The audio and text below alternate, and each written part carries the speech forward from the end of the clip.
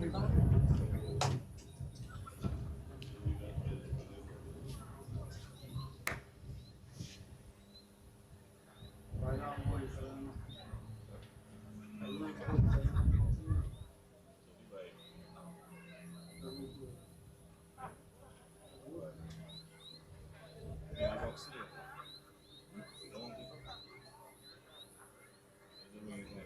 man fucking locked my foot and locked the mother of the soul. I was 10, so it started fucking monkey on one time. The man locked my foot because it had 2 speeds. It had 25. This one was like, don't lock the speed until show us all that one. So when I buy it, I was outside, trying to see how to do it. But with 5 man trying to press, all of a sudden, back the gas in the end, you're not doing it. Back the stump of it, basically. So, she was doing more or something. I was like, tense. But she was tense for.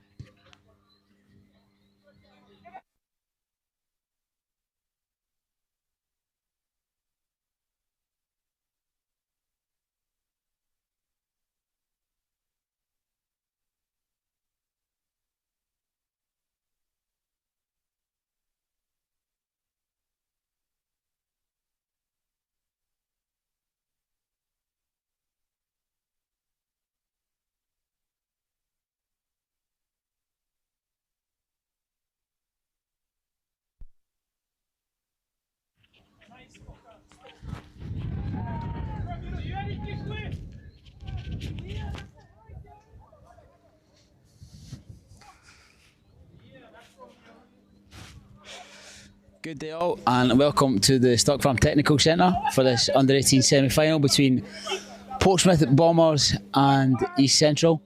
Apologies for the late start. Kurt here covering for Mr. Joseph Fadil and Gavin Richard. You'll get their professional expertise very shortly. For the meantime, it'll be myself as we have Portsmouth Bombers taking the throw in here. Should be a fantastic game. Two unbelievable teams who well deserve the place here. This late stage of the competition. And the ball rolls out for a throw in there. Two fantastic teams, fully deserving of their place here. A lot of talent on show. Teams recently returning from U17, U20 duty. A lot of national team players in here. We should see a fantastic matchup between these two teams. As the ball gets played into midfield, you can see already early on East Central looking to play as much as they can today. Portsmouth Bombers picking that loose ball up, and they'll look to play now through midfield themselves. A quick transition down the right side. Well covered from the defender in there, and can Portsmouth look to play out? A good bit of pressure there from East Central. We can see both teams early. We can see both teams are looking to play football, looking to press high. We should see a fantastic game here, high energy. It looks like we're going to get a long throw here from East Central. The ball into the box. And a foul throw. So we'll have that retaken there by Portsmouth Bombers. They will restart with the ball in their own half. Up the line we go with the throw. And Portsmouth getting 10 yards up the field.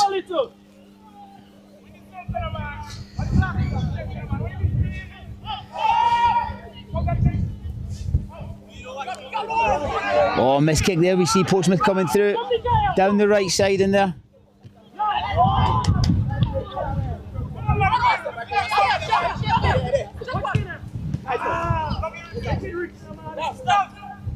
Can Portsmouth recycle it?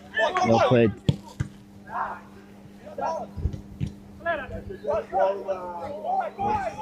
Excellent. We can see Portsmouth are going to play that back four in there. They're going to keep that one. A clear advantage on the back line any time East Central look to play out. We always have that back line of four there. And there it is there, picking that ball up. That'll be something East Central need to watch today. Every time they look to play, they'll have that back four of Bombers set. Very strong. Thank you. Push up, you're right in the defense. The guy out, you're on there, sir. Watch what I do. One day I want at the front. East Central by me just organising the setup for this throw as they take it quick into midfield and the ball's set back. Referee not ready there, referee not ready, so we'll have a retake.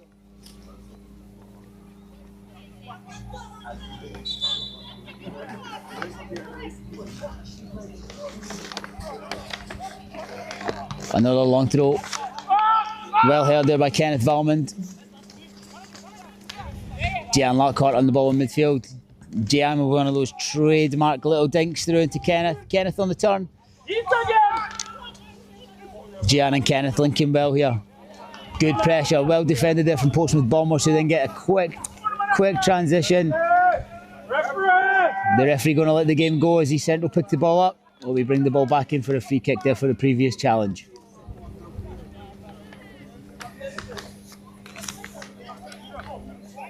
Again, you have to think in these moments, with Portsmouth Bombers sitting a little bit deeper with that back line of four, it may make a little bit more sense for East Central to play football here, especially a 5 versus 2 in there. We go long though, and the ball rolls out for a goal kick. In those moments of the game, you may feel it may be a little bit more beneficial to try and maintain possession, build out, and try and create the space in behind to do that. East Central now with their turn to get their shape out of possession.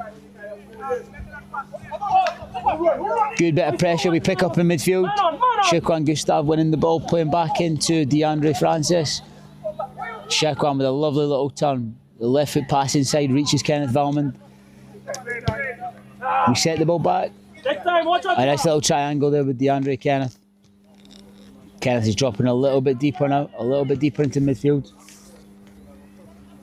East Central being very patient with the ball, moving side to side, moving back. They see the 1v1 out wide, they take it. A strong tackle from Bombers, but the ball remains in play. And we have a goal kick for Portsmouth Bombers.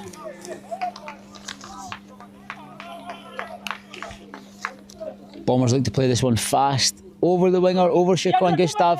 And the ball's picked up there by the Portsmouth Bombers winger. A fantastic touch. The ball's got a little bit of play, a quick throw in though. A really frantic start to this game, really exciting game. Both teams doing very, very well here. No chances created as yet. Very much a... And just as I say that, I speak far too soon. Once again, I speak far too soon. Both teams doing very, very well. Brilliant bit of play by Portsmouth Bombers. No chances created as yet. Burkhardt out applauding very much so. The ball played wide, a lovely bit of play into the box. And just as I say that, I speak over the bar. Fantastic, fantastic. We may see more of that from Portsmouth as we go. That wide play, the little combinations. Again, the ball may roll through here for the winger number 11 for Portsmouth Bombers. The name evades me at the minute. Been very, very busy so far in this game. Another dangerous ball across. And we have the first goal of the game. Portsmouth Bombers lead 1-0. Just as we spoke about it, the ball played through from the left across into the right. The ball evading everybody, picked up by the winger. Fantastic bit of play. Dangerous ball across a very dangerous area of the box. And it's picked up by the striker, who takes a couple chances, but he gets that ball into the goal. And as we see it now, we have Portsmouth Bombers 1, East Central 0. We have a retake there, early restart from the Portsmouth team. Apologies for any sound effects you may be getting off me at the minute. The wind is howling at Stock Farm Technical Centre. But despite the elements, we're still seeing a good game, and we've seen that long ball up there fantastically taken in there. We're into the box, we're into the box. Portsmouth defending very strong and sturdy today. A very tough team to break down. East Central are going to have to find little spaces. We're going to have to create. They're going to have to move. Okay, another little two. Well covered over. East Central really getting some success down that right side at the minute. Isolating 1v1. Taking out two defenders. Trying to create space into the box. Unsuccessful with a few of the crosses, but at the minute that seems to be where the success is coming from for East Central. We have a corner kick here. Go fast, go fast! Star El Serafin just organising his team.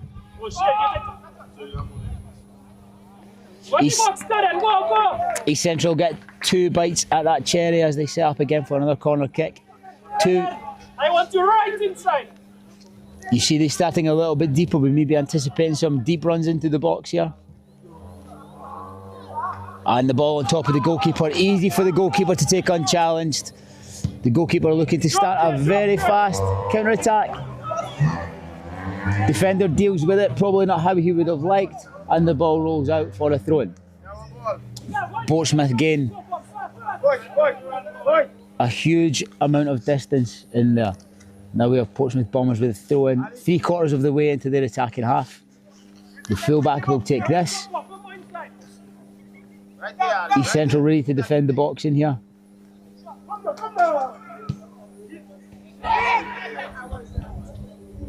And Portsmouth Bombers forced to reset.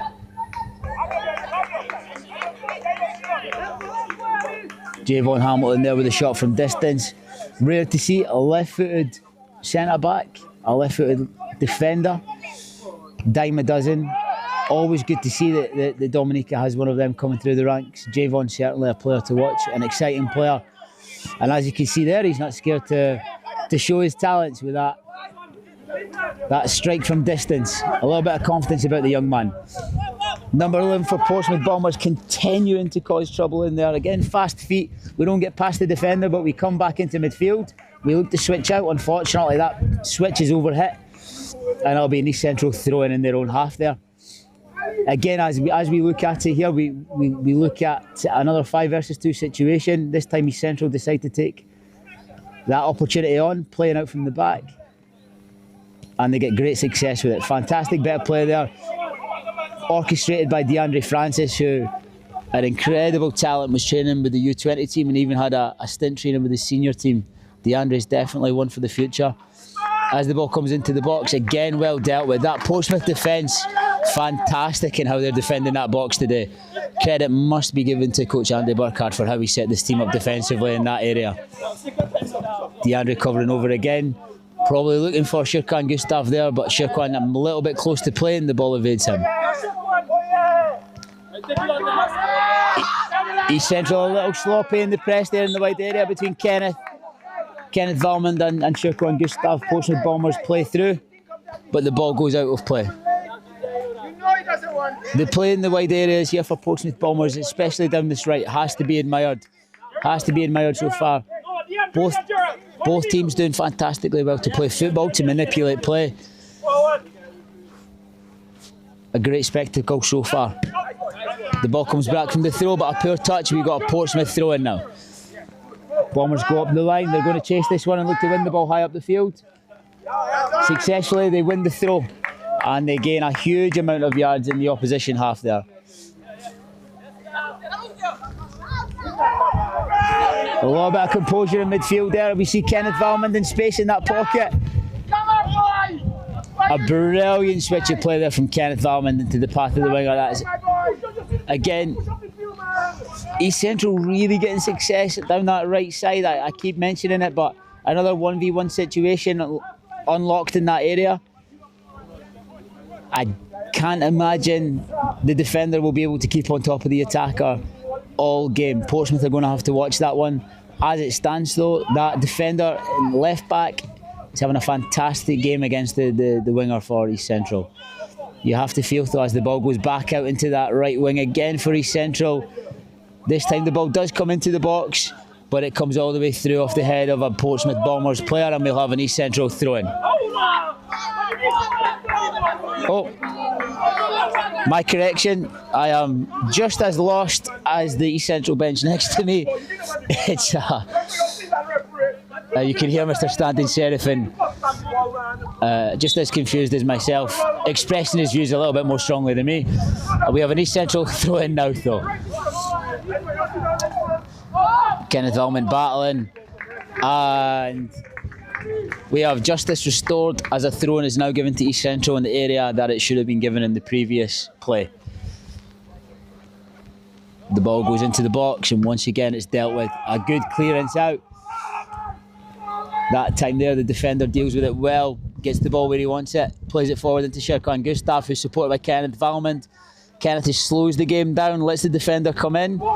Working left foot, working right foot. That is unbelievable play from Kenneth Valmond in the wide area, and you have got to think somebody has to be in at the back post to put that one home. If you're Kenneth Valmond, you are screaming at your teammates to support you there. Brilliant bit of play. Defender does very well to win that ball. Kenneth, incredible in the wide area. Kenneth, a talent again that was recently in Costa Rica with the U20 team. Played left wing and showed himself up fantastically well. To add to the wind, we now have rain at the Stock Farm Technical Centre. Again, I do apologise for any interference. We'll continue to fight the elements to make sure you get the best experience as we watch this unbelievable semi-final in the U18 DFA League between the Roosevelt Skerrit Portsmouth Bombers and East Central, as East Central look to play out under immense pressure from Portsmouth Bombers there. They win the ball, a quick throw in though. Sherkwan Gustav, he wins that one back off the defender. He plays down the line. The referee gives an offside in there just as East Central were looking to break the line again. Portsmouth Bombers defensively so far today have been fantastic in how they defend the box, they hold the line. A credit to coach Andy Burkhard. So we have a free kick here for the offside that was given, taken by the goalkeeper who decides to go long. And on a night like this, only one thing is going to happen. And it is a throw-in. Unbelievable accuracy from the goalkeeper, if intended. A night like this, the football's always going to move a little bit fast. It certainly is going to have a zip on Stock Farm tonight, which will add to the spectacle we're looking to watch.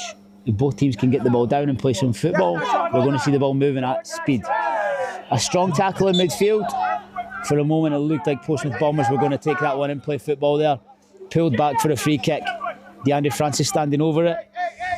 A 2v1 on the far side, which DeAndre spots early. The pass a little bit lacking in what it should have had.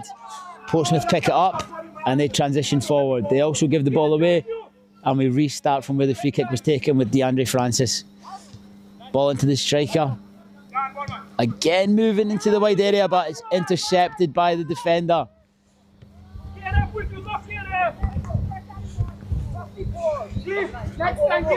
Sherkwan Gustav driving forward, backing inside into DeAndre Francis. DeAndre takes it on the diagonal. Again, the one out wide there, I can hear Coach Stanton Seraphin asking him to get that ball wide.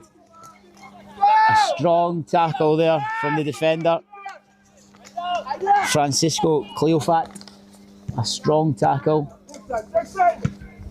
Absolutely beautifully dealt with cross there from the defender. Jog back, Cleve, jog back! Miron, jog back! Oh, the goalkeeper comes for it, the goalkeeper drops it, and we have that ball down the right side. Apologies for the delay. I'm having a look at my team lines to give you some information on the East Central defender, who did fantastically well there. As that was happening, East Central had a fantastic counter-attack transition up the field. The goalkeeper came for the ball, left it. Ball fell outside the box, and we had an opportunity for East Central, which has resulted in this corner kick now. A short corner available. Shirkan will take it. The ball's into the back post. Asaf Banis looking to attack that. Asaf Banis doing what Asaf Banis does, and he sticks himself on the line there. It looks like he's taking a nasty one in the face. But again, in true Asaf fashion, as much as he puts himself in these battles, he also picks himself up, and he does just that now. He walks back on the field. Credit to Asaf Banis. Come in the middle of the pack. Let JM come there. Come in the middle of the pack. So we'll start with a goal kick here after the ball did rebound back off Asaf Banis. But the ball goes straight out. Portsmouth Bombers not switched on there. The ball goes straight beyond the full back into the touchline. And we'll have an East Central throw.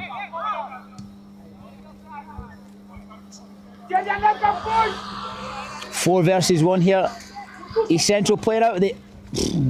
Nikael plays in front of Asaf Banis, who recovers it. A great diagonal pass into Kenneth Valmont, who opts for the early shot. We hit the target, but you have to think that if Kenneth Valmont just took the ball forward a little bit, they may have created a better opportunity than the one he took. The ball gets left for a throw in there from young Francisco Cleofat. Why are you not doing nothing? Nikael Laurent dropped there, but we opted to go into Shukon Gustav. Kenneth Valmont again, I feel like I'm saying his name quite a lot today. Picking that ball up in that position in the centre of the field. Looking to play through unsuccessfully, and we have that transition again from Portsmouth Bombers. A real high energy game, full of transitions here today. A corner kick is given under. Very, very well done there from the number 11 for Portsmouth Bombers. Cliff Simon, who I must say so far, Cliff Simon has been incredible for the Portsmouth Bombers today. A real pleasure to watch going down that right side. Cliff Simon was another one who was in training with our under-20 national team. And you can evidently see why with the performance and the drive that we're seeing today. I would like a handball in the box there, the referee not giving it. But that's okay, it gives East Central a chance to clear the ball.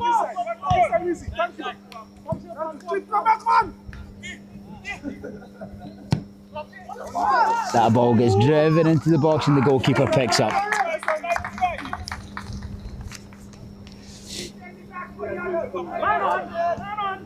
East Central looking to play out again, really mixing it up. Oh. East Central looking to play out. That ball has ended up in down Scott's head.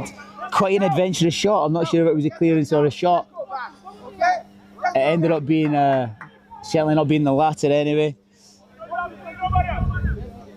Derrison Johnson that was, taking the shot. And we're straight back on the press here for this East Central team, who look to play out as much as they can. They look to invite the pressure to play around. Both teams have made a good effort to play some football today. Look to get their midfielders on the ball. Both teams also very strong down the right side of the field.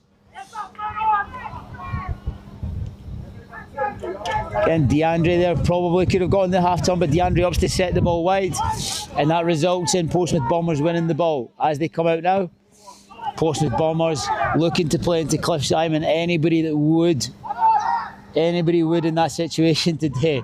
The form that young man is in. Brilliant feet there from the East Central player there on the edge of the box.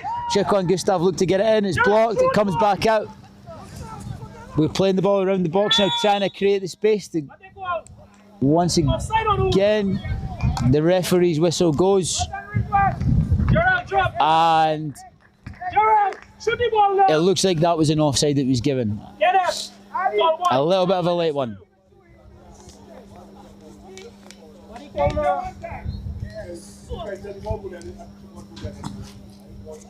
We have the winger set very, very wide here. The winger set very wide, looking to stretch the game as much as they can to give us the space to play for Portsmouth Bombers. Looking to drag East Central out of shape. As much as it's been a technical game and a physical game, there's also been a real interesting tactical element, which will come when you've got coaches such as Starrell Sheriff and Andy Burkhardt in charge. You can expect something like that. Francisco comes into the ball, he wins it, and DeAndre picks up in midfield. The ball moved out into the right. Jayan Lockhart knocked over, and he wins the free kick, young Jayan Lockhart. Short sleeves and gloves for Jayan Lockhart. I don't know how we feel about that, but as long as the young man continues to play as he has been for the national teams and for his club teams, he can do no wrong. If Jayan plays this one fast into the right, Portsmouth Bombers defending is very narrow and leaving that. They're expecting the cross, and it's looking very likely they will get that cross. Between them.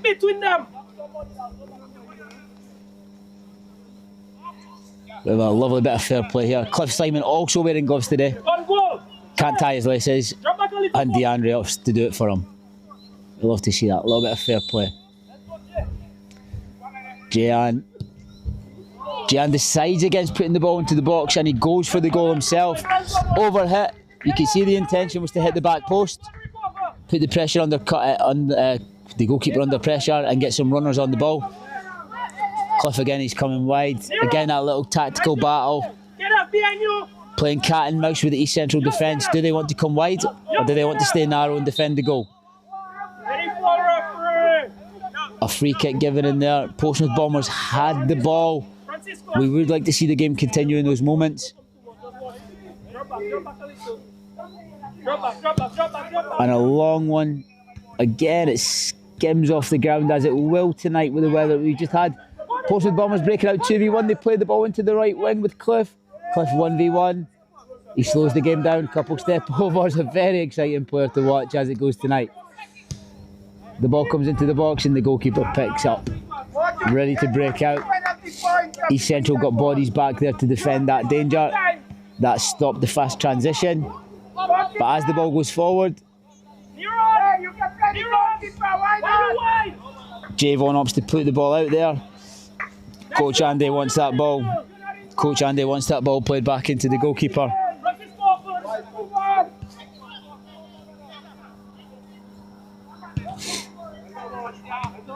Body run! Nero gives away a foul on the edge of the box. Watch the game, watch your striker. So we have another free kick in a very familiar position. I hate to repeat myself, but we have that little cat and mouse going on here with the Portsmouth team wanting to stretch the game, and East Central, what do we do? This time East Central decide to come wide, and that creates the space for the ball that we've just seen. It's well covered though from young Mikael, and the ball gets played out. Well done. Again, just that little tactical battle there. It's fantastic to see. You know, if Portsmouth Bombers want to stretch the game and East Central want to go with, it creates that little space for those passes that we've seen. If not, you know, Portsmouth Bombers have the ability to play through midfield and try and get the ball wide from there. Same goes for East Central, who have also made this a very interesting battle on the field as they defend the box once more. Oh, we have a player down in the box. You just throwing down yourself in the box. Well, you have to try. Come on, man. Coach, both coaches having a laugh about that one on the side. That means I can also laugh about it. I'm not too sure. What through the player's head there. Jayan Lockhart in the wide area. The ball just out though, so we'll have a throw in over there. Portsmouth Bombers, do they look to restart or do they look to play up the line? Looking like we're going to go up the line here. And they fool everybody. They come into midfield, but they lose the ball in midfield. Young Neron, there's that switch of play we've seen so many times. Francisco misses the ball, and that puts Cliff 3 on goal. Young Mikhail covers over fantastically, and Mikhail and Francisco gets himself into the centre back. The ball played into midfield. A physical contest there between two midfielders sees Portsmouth Bombers win the free kick.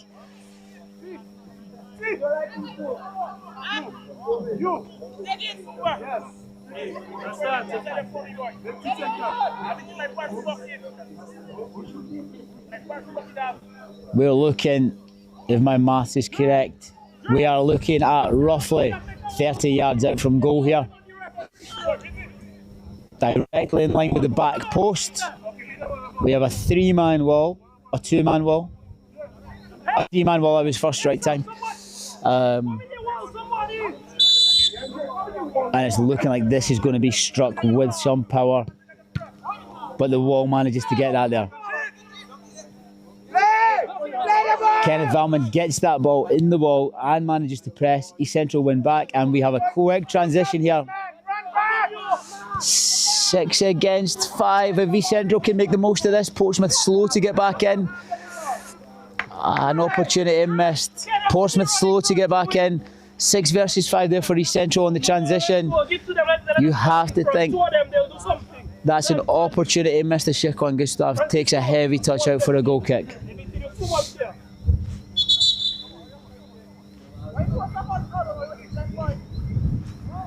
The referee whistling for everybody's mind there.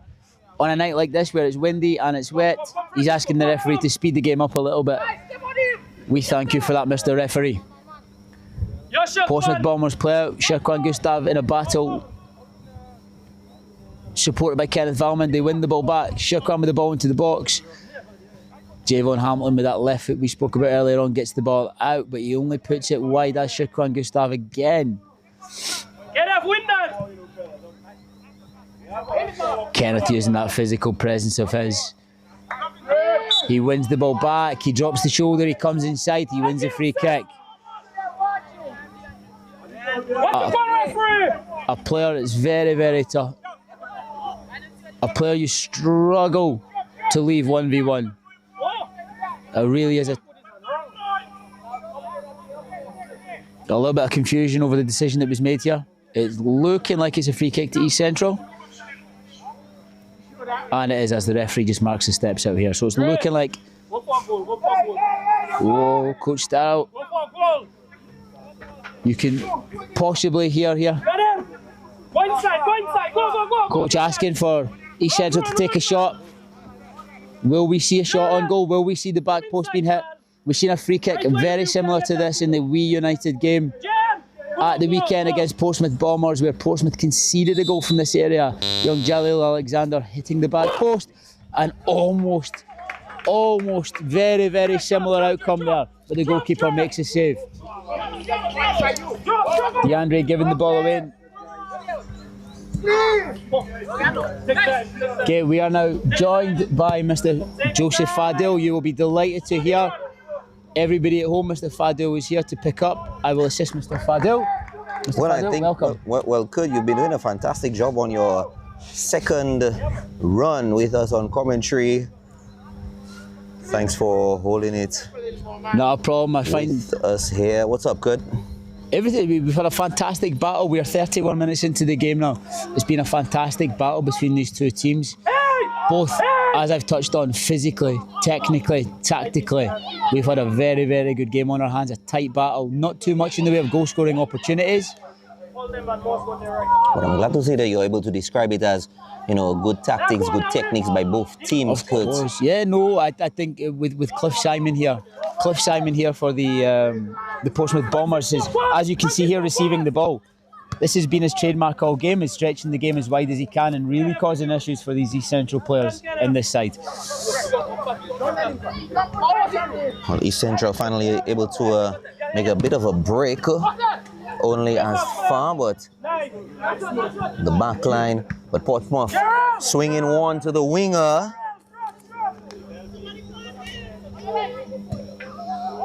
Long one inside, looking for the header. Deflected out, Kurtz. Fantastically defended there. The defender probably would have liked to get that a little bit further from goal. However, his team have helped him. They've picked up the second ball as they break out now.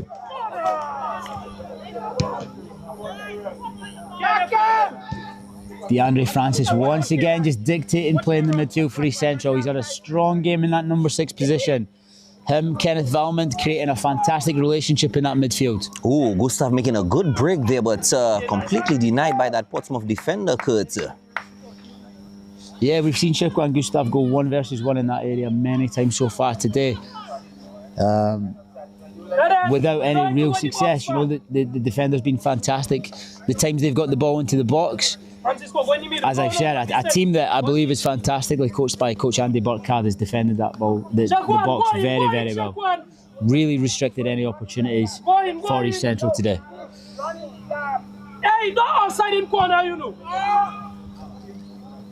I thought that corner may have wanted to come a bit deeper into the 6-yard area code, but it went much closer to the 18-yard line. Yeah, we've seen that today with East Central. They seem to be starting a little bit deeper with those movements. I had initially, the first corner kick had actually gone into the goalkeeper's hands, and I believed maybe they were going to go for the deeper runs. However, you see that time the corner kick comes a little bit deeper to the edge of the 18. Valmont. Referee watching for Francisco defends that one well. You have to take your hat off to that man who's got one hell of a night ahead of him working against Cliff on the form that he's in today. He's defended very well and picks there a fantastic ball into Kenneth Valmont, who gets on the turn. Well done, young Francisco there. A nice bit of play from the East Central left back. Asaf Banas gets control of the ball, but not well enough. His teammates help him though as he wins the rebound. Jan Lockhart picks up and receives. Asaf Banas fancying himself as a midfielder there. I think after that pass he won't fancy himself as a midfielder for too much longer, Mr. Fadil. I suspect that midfield for him, he's realizing it's not his strong suit for the time being, as a Portsmouth attempt a strike, but he's completely denied by that. Young Nikael, Nikael plays the ball to Neron. A great save. Goalkeeper fails to grasp that one again. Nikael with an incredible pass through there for Neron on the top line there for East Central. He takes advantage of the defensive mishap, but a strong save from the goalkeeper, who fails to handle that again, but his defence help him out when we get the ball clear. Good intercept, good defensive intercept. Portsmouth gets one through to the channel on the wing. Still has it, Coach Kurtz. Strike, and oh! Goalkeeper again at both ends. Goalkeepers failing to grasp the footballs. They're almost resulting in goals. That one goes for a corner kick. Jan loses the ball. Portsmouth break up again through Cliff. They play down the side. The ball's missed by young Nikael, which creates an opportunity. Again, you have to think maybe if Portsmouth had a little bit of composure to take an extra touch, or see the goalkeeper slightly offset in his goal there to attack the other corner, we may be seeing a different scoreline. However, we have a corner kick here for Portsmouth Bombers. East Central defending the post. We have 2-3 deep runs and a deep cross to match the runs. But East Central defend well. That is the second ball to go over the fence. That one not quite as far as the first one, not quite into Scott's head. That one just into Garden there. But that's the second ball to go over the fence so far for Portsmouth Bombers tonight. That'll give a chance for East Central to play out. You see East Central with 4 on the top line. They'll match Portsmouth's 4, and it's looking like we're going to go man for man. East Central have done a fantastic job tonight in playing out from the back. As we see the ball going to the centre back, they'll go through DeAndre, and East Central once again looking to play out, attract the pressure before they play through into the wide areas. Been a real theme for East Central tonight, playing in that manner. Well, they're playing that one-on-one like you just described, one-on-one on the fine, attempting to break into the 18-yard box, finding himself under a bit of pressure, having to let the ball go for a throw-in.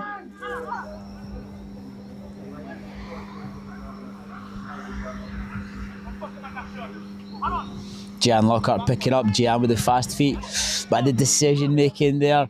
Could he have came out the other side into Kenneth Valmond, Mr. Fadil? I feel that might have been a more viable option to switch the play. Rather than going for the solo mission. Yeah, you know, as you see, one side of the area's field is crowded, it must mean the other side has a 1 versus 1 for your team. A little bit of awareness. Gets it through to the channel. No. Javon Hamilton. Javon Hamilton, the left-footed defender there, picks that one up. A dangerous pass from young Gian Lockhart, looking for Neron Abraham on the top line, but he can't quite get the ball through. Stay in the middle. No, Drake. Yo, three. Let's go, get your ball now.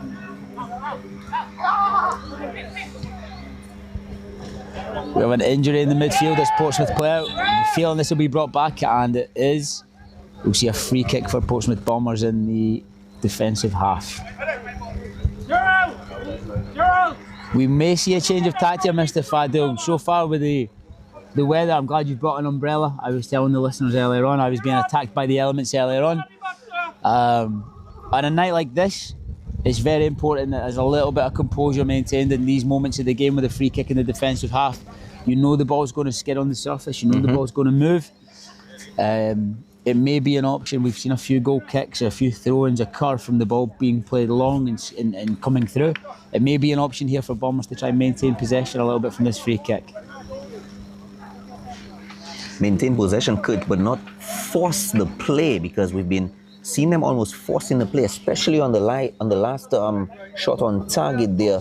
He had quite a bit of space between the keeper and the rest of the goal, and taking a very hasty shot. Yeah, I'm sure when he watches his back, Mr. Fadil, I think for these kids here, we watch the under-18s and these boys play at a fantastic level, as I've touched on a few times now, and I'm sure he'll watch this back, and I'm sure he'll be kicking himself when he sees that opportunity there. It's all learning moments for these young men. Definitely. And as we discussed, though, we see that long one. The defender opts not to let it run through, which I feel may have been the best option on the surface we have tonight. But he puts the ball out for a throw-in, and that gets Portsmouth Bombers up into the other side of the attacking half. I think with the wet conditions, Kurt, instead of attempting to play long, they may want to play shorter plays, shorter passes, especially with the wet conditions on the field right now. Yeah, absolutely. It's the technique of the pass. On a night like this, you may want to try and develop a little backspin on the ball so it doesn't run all the way through, or early movements from the attackers to try and anticipate the long ball through. But the ball certainly will not hold up on the surface tonight. We won't get the usual bounce that we normally do have at the technical centre. Cliff giving the ball away, which has been a rarity so far. Well, that's a good one through to the channel. It's going to be a chase, one-on-one chase. Shadows it, or tries to shadow it. Portsmouth coming out there in that wide area, winning the ball off Kenneth Valmond, but they lose the ball in midfield. And again, East Central going to recycle through Giande Francis, who, for me, Mr. Fadil, a very, very, very exciting talent for the future. I was telling the listeners earlier on about his involvement with the U20s, and even the senior national team, he participated in a few training sessions. Yes.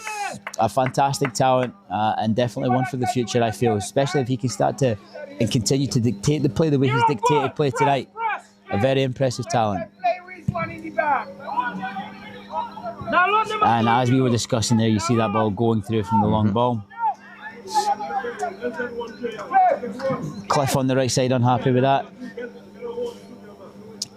Now, on the flip side of what we've seen, now we see the little tactical battle here with Kenneth Valmond deciding, as the ball's in the right back position, he's came as wide as he possibly can to try and create gaps within the Portsmouth back line, and we can see the gaps there.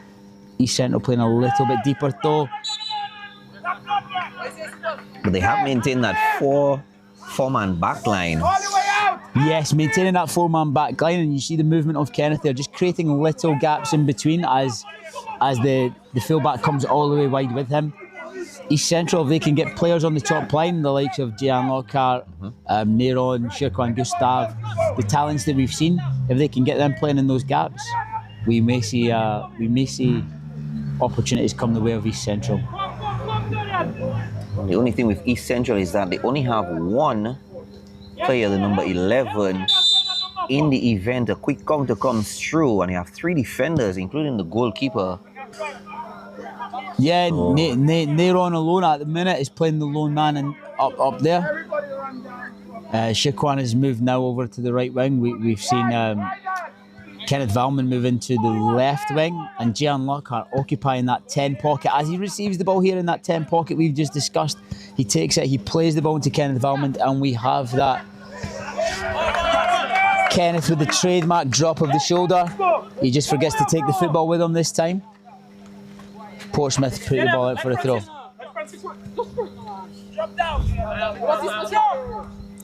I think Rachel Semper would have something to say about that, because that's one of her favorite moves, the overlaps in the academy. Ooh.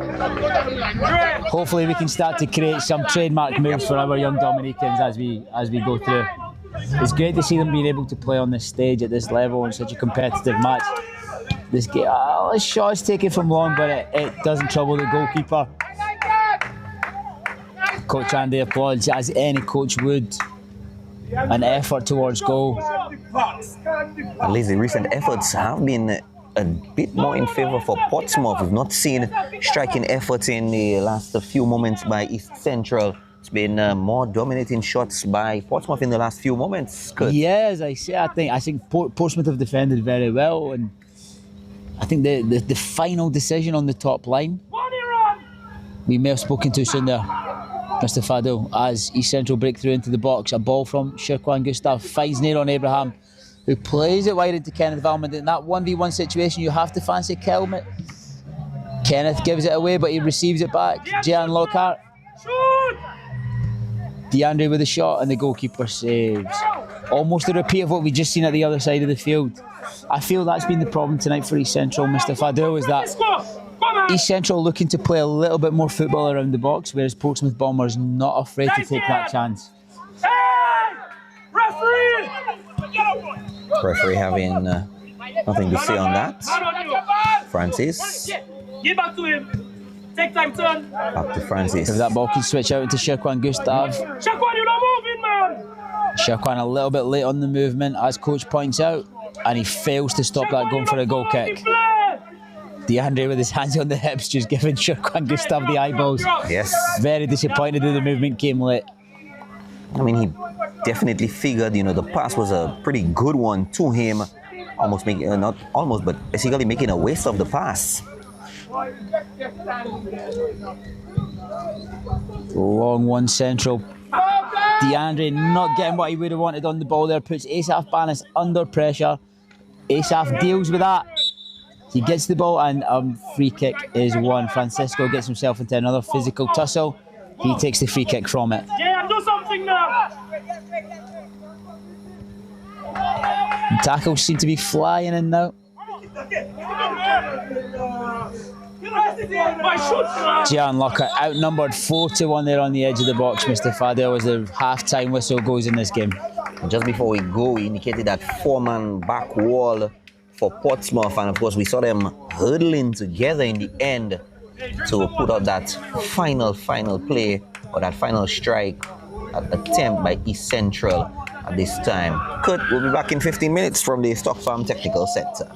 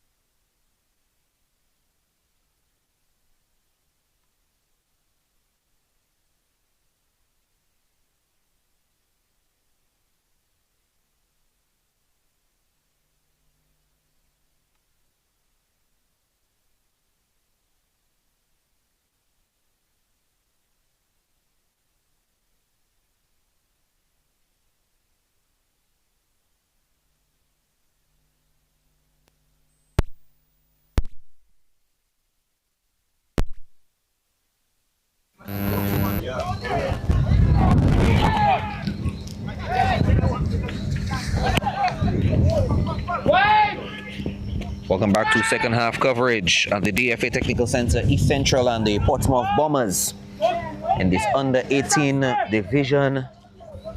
Kurt Hurd and Joseph Fadul here on commentary.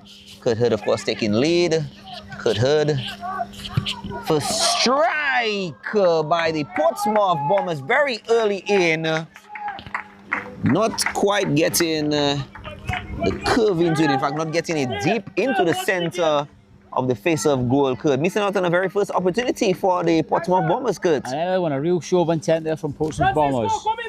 A real show of intent. And again, it's looking like we're going to have a real battle on our hands here. Ball played forward. Neron Abraham in possession. Comes a little deeper and sets the ball to DeAndre Francis, who gets that switch into Jan Lockhart. A lucky first touch. He receives it. Kerden Joseph in the game. Kerden looking for options, doesn't find any, but he does eventually find Jan Lockhart. A free kick not given for the foul. Jan Lockhart running back in there. Asaf Banis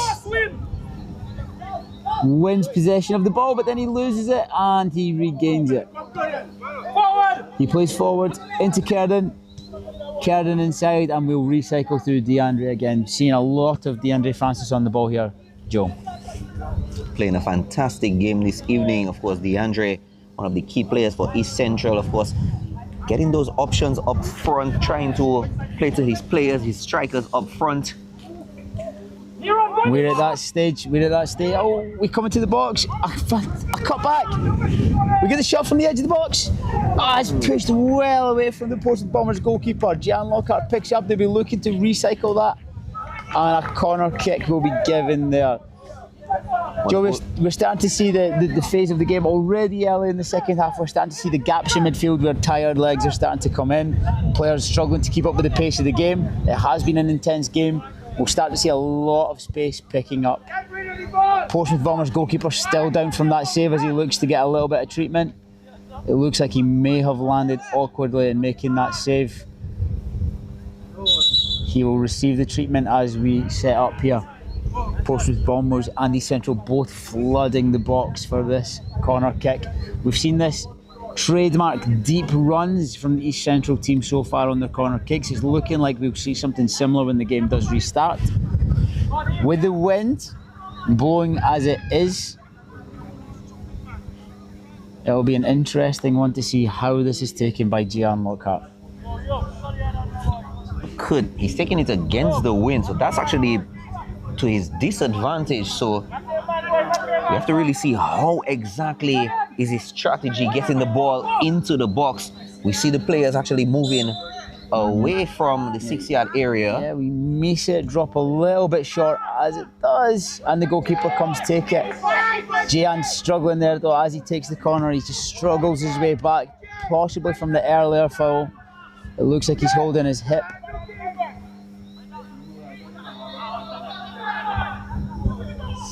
A mix-up if the ball was in or out there. And then a further mix-up on who the throw-in was for. Portsmouth Bombers take the quick throw. East Central given the throw after a little bit of deliberation of whether or not that ball was out with Shirkwan Gustav on that side. Again, we're seeing quite a high-paced transitional game here, Joe. Yes, definitely. High-paced transition. Neron Abraham with the shot from the edge of the box. The goalkeeper fails to handle it, and a fantastic goal there. Neron gets the goal. We spoke about it in the first half, and as always, we have to go and find Mr. Clyde John Baptiste in the corner there, and the guys get their trademark Instagram photo. But certainly not one that was rehearsed there. No, Joe. definitely not a rehearsed one. But Neron, of course, finding that small gap in between the defensive line and the goalkeeper. The goalkeeper getting just a bit of a touch on it, but not as firm as he probably should have. Ball just slipping out of his fingers. Yeah, we discussed it in the first half, Joe, where we spoke about the approach from East Central was maybe a little bit too much to play around the box, to get in the box, as opposed to taking the chances. And we see there Neron Abraham picks the ball up. He's clinical. He tests the goalkeeper from outside the box.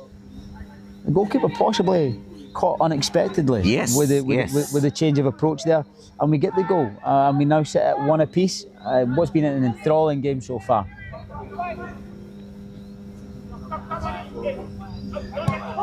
Oh, I suspect the wind definitely had an effect. Yeah, I think the players just have to be a little bit aware of the conditions we're playing in here. You know, it's a wet and windy night.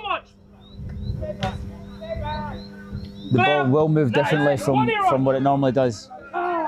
Neron fails to take that one in his stride. Portsmouth pick up and they play through the midfield.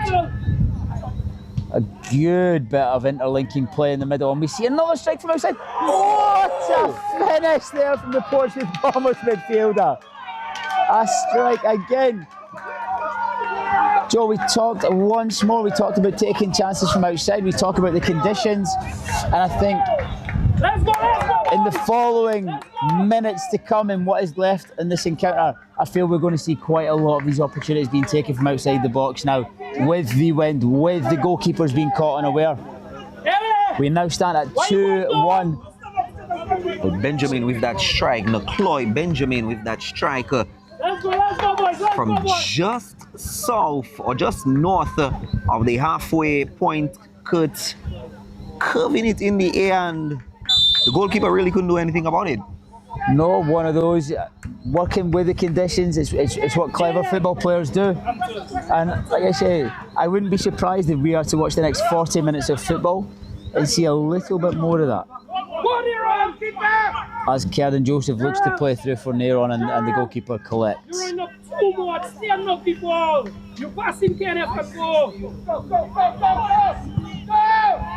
Another tough one to deal with as the ball moves in the air. Francisco struggles to get that one under, but he's covered by Mikael in defence. East Central now play some beautiful football to get forward. They break the line into Shirkwan Gustav, who's playing on the left wing in this half. We come back across. Kenneth Valmond just unable to get that one under control. Go get him!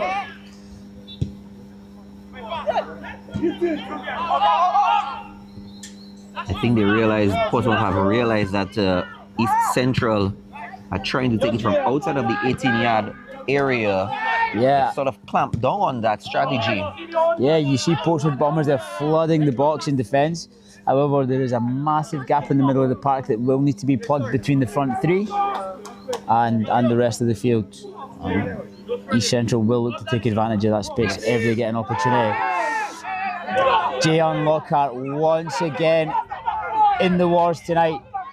You have to think the referee is not a fan of Jayon Lockhart, as once again the whistle is not blown, much to the dismay of Starrell and Stanton Seraphine down there on the East Central touchline. Well, I would think that the linesman, who definitely had a much better view, would have definitely seen something that may have merited a fall, because we see him down on he's down on the ground, seems to be in quite a bit of agonizing pain. A tough one to take, and we see Stanton Seraphine there. The best thing that could happen here is the Portsmouth Bomber players just step away and allow the referee to handle the situation.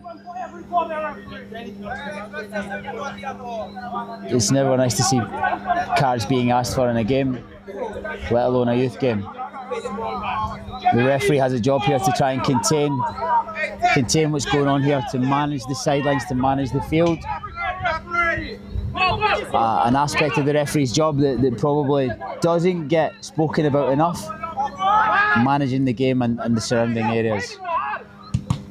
We gave him a little bit of needle in it, as it would after a situation like that. Neron Abraham pressing high.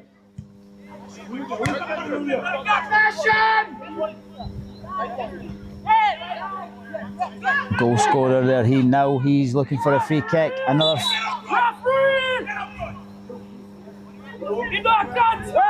A really important time of the game coming up for the referee here, Joe. Well, like you indicated earlier, it's just to make sure things are kept under control. I know sometimes in different situations tensions can spill over. It's just for the referee just to make sure everything stays under control.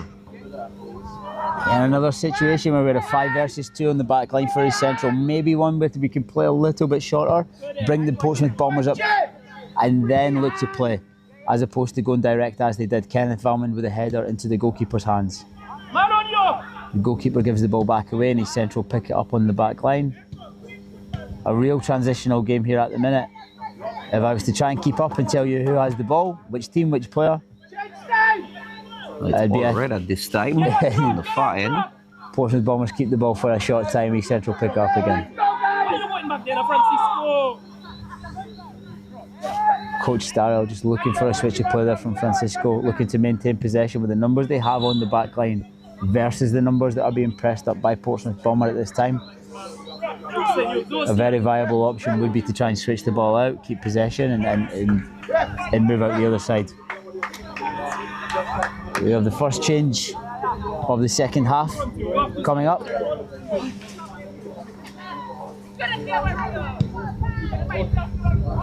Go get him!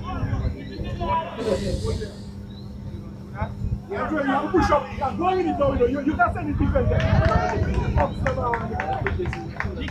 push up! Looking like we're going to have Merkai Peters coming onto the field. The referee lets the goal kick be taken, so what we will do is we will inform you of that change once it's made the next time the ball leaves play. As it stands, East Central picking the ball up with Francisco down left back. Will we see that switch of play? We won't, but he does manage to keep the ball with Shirko and Gustav.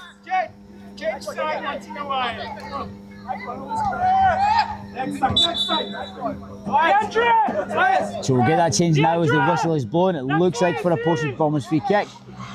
That's too easy, DFA! Hey, Jan, take the ball now, we don't, you know. So change will be made now. 11, Cliff Simon, who had a fantastic first half down that right side, caused a lot of trouble. A little bit more quiet in the second half, Joe. Possibly an injury, or it could be an astute decision made by Mr. Andy Burkhard, as like I say, Cliff has had a slightly quieter second half as opposed to his rampant first half that he had. Well, I don't think I don't want to. Before we get to it, oh, and he scores! What a shortcut from just off the halfway point. And Kurt, you spoke about it earlier, not diving into the 18-yard area, but trying to take those shots from far. And another one into the back of the net for Portsmouth, Kurt. Yeah, Derrison Johnson there with the free kick from distance. Again, definitely another celebration that was not orchestrated as he runs off to the crowd. Again, it's hard. It's hard, you know, when you have the conditions we have tonight. One team's going to take advantage. At the minute, Portsmouth Bombers are taking advantage of that. Those long shots really testing the goalkeeper. That one a free kick. I'm sure Coach Andy will be claiming an inspired substitution there. Just as it happened before the free kick was taken. A good start for Merkai Peters just on the field, who comes on and his team go another goal to the good here against East Central in the semi-final match. Asaf Banis diving in a little bit dangerously there, if I'm to be honest. The player will receive treatment. At the risk of repeating myself, we do need a little bit of management of the game here from those on the field. A dangerous tackle from Asaf Banis. I think even East Central bench themselves will admit. I can hear them. Well, they didn't challenge it because normally we know, depending on the tackle and depending on how the coaching staff sees it, they usually say, well, no, that's not a foul or anything, you know. But we didn't hear any challenge or any there can be no arguments with that. No. I think, like I said, it's very important that we maintain a little bit of something on the field here. We start to address those tackles that are going in before somebody gets hurt. There's now been a couple of dangerous tackles. All it takes is one of those to hurt somebody. We have a throw on the far side there for Portsmouth Bombers. The player will come back on the field, thankfully. He'll just get a little bit of treatment here on the side with the medic, and he'll return to the field. That's good to see. That's what we like to see.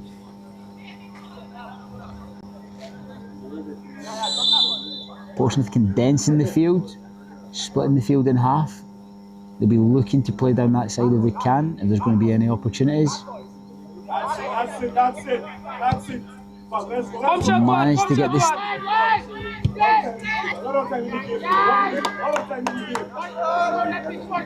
think that was a miscalculated pass by him. As you say, these things are to be expected at this level, Joe. You've got young, fantastic ball there from Neron. Plays Jan in.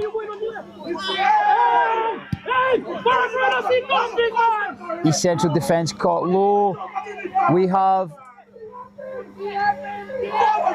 Portsmouth Bombers outnumbered on the top line. Both teams screaming for a free kick here. We're going to see a card for it. It looks like a card for the East Central bench. It's getting out of hand here a little bit, to be honest.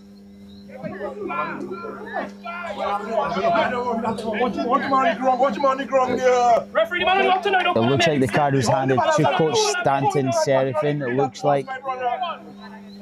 We'll confirm that when we can. Both teams looking for fouls in that moment of the game. The end result, though, is a throw for Portsmouth Bombers. Jan Lockhart will get a little bit of treatment from that foul. Both medics will be on the field. This will give One has been coaches. called so far. That one has not been called as yet. Kurt. Portsmouth medic has been called in. Referee not arriving. This will give both coaches a chance just to reorganise. It will give both players a chance just to calm the game down a little bit, gather their thoughts. Ref, you can miss some, you know, ref, but you can't miss all.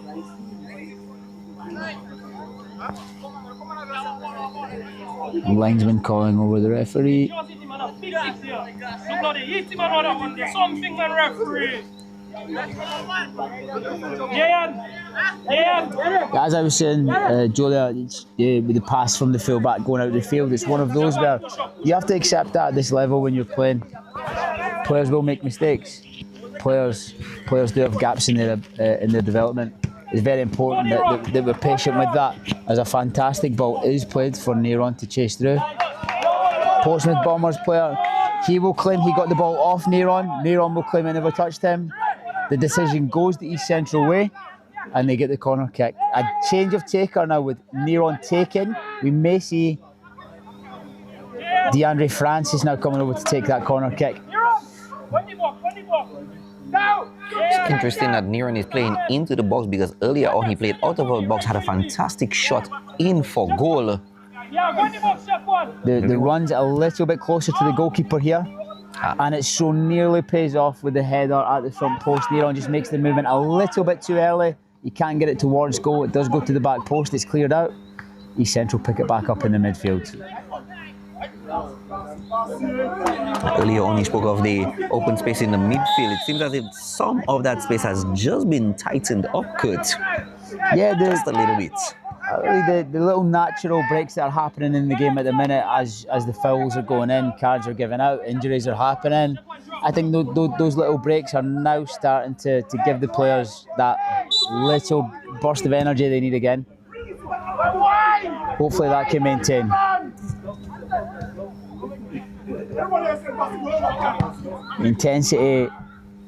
The intensity goes up a notch here on the sideline. Both dugouts now. In a game of this magnitude, with so much at stake, both coaches, both teams want to win. We've seen them making the necessary changes and driving their team on from the side.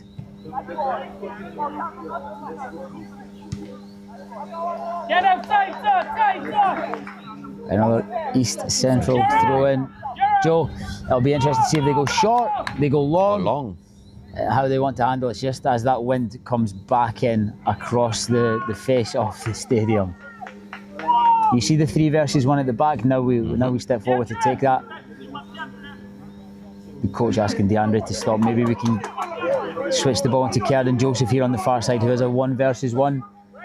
If it can be switched, Bombers again though. defending really well, getting man-to-man, restricting the space. The good thing with the 2 versus 1, they've been able to transition from one striker to the other, move over one of the 2s to another striker. So it seems to be either 2 versus 1, all on the line. Yeah, I touched on in the first half. It's tactically with two coaches we have here in Starrow, Stanton Serafine and Coach Andy Burkhardt. You know, we have experienced a nice tactical game that's given us something to really put our teeth into, Joe. We see the referee just unhappy with something there, I believe. A yellow card handed coming out. There are 2 yellow cards. No, 1 yellow card. One yellow card handed out there. Handed out to the goalkeeper. The Portsmouth Bombers player with his hands out, completely unaware of what he may have done to deserve that there.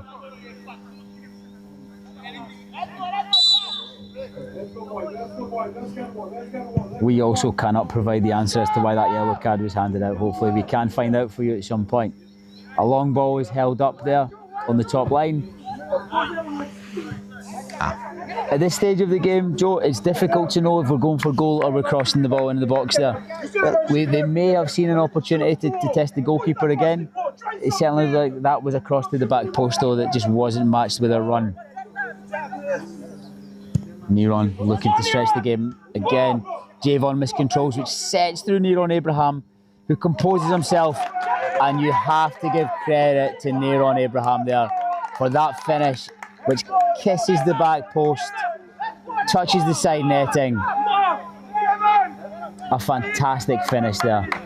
He tried it early, he tried it in the second half, he didn't get through a very similar shot he tried in the first half. He missed out on the opportunity, took the first time in the first half direct onto the keeper, but this time he realized he got a similar opportunity, decided to spread it completely wider, and of course, getting the goal. Of course he gets the goal, of course, and that's now 2 goals for Neron tonight. Fully deserving of both finishes, which have been taken very, very well, I must add. Javon Hamilton will be upset with himself though at letting that one go through for Neron to finish. It also sets us up for a fantastic last 20 minutes. A real battle we're expecting here.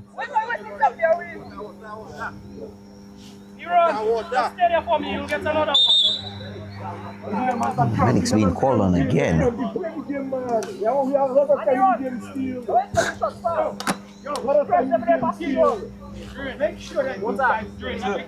Again, just another one of those breaks in the game, Joe, where the boys get a chance to just adjust themselves. We see medics, we see coaches on the side of the field handing out instructions. Always interesting, these moments, very, very important moments of the game for coaches. I'm sure Coach Burkhardt is not necessarily disappointed, but questioning the speed of his backline, especially on the last goal, leaving the goalkeeper one-on-one with the striker. Of course, we saw the backline, the defensive line, not falling fast enough to help their goalkeeper. Coach Andy frustrated with that last goal conceded. His team's still in the lead here though, and still in possession of the ball as they look to break out diagonally into the striker.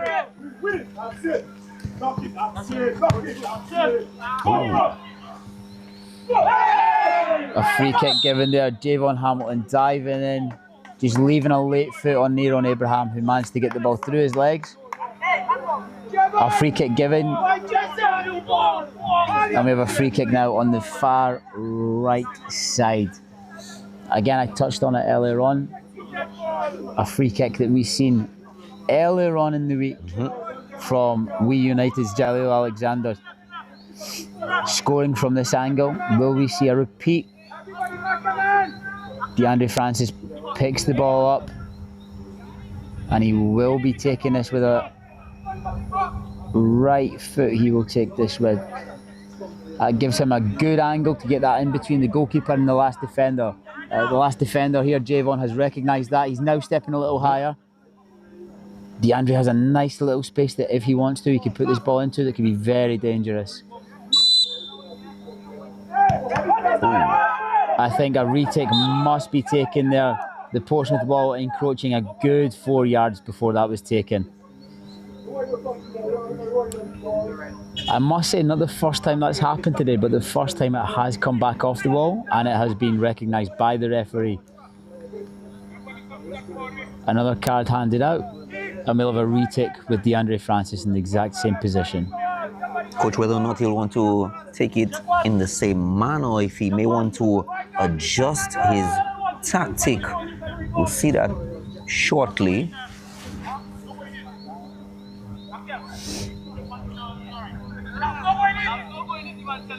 A change of position completely for the wall. It's now a one-man wall, and it's a little bit closer into that goalkeeper's front post.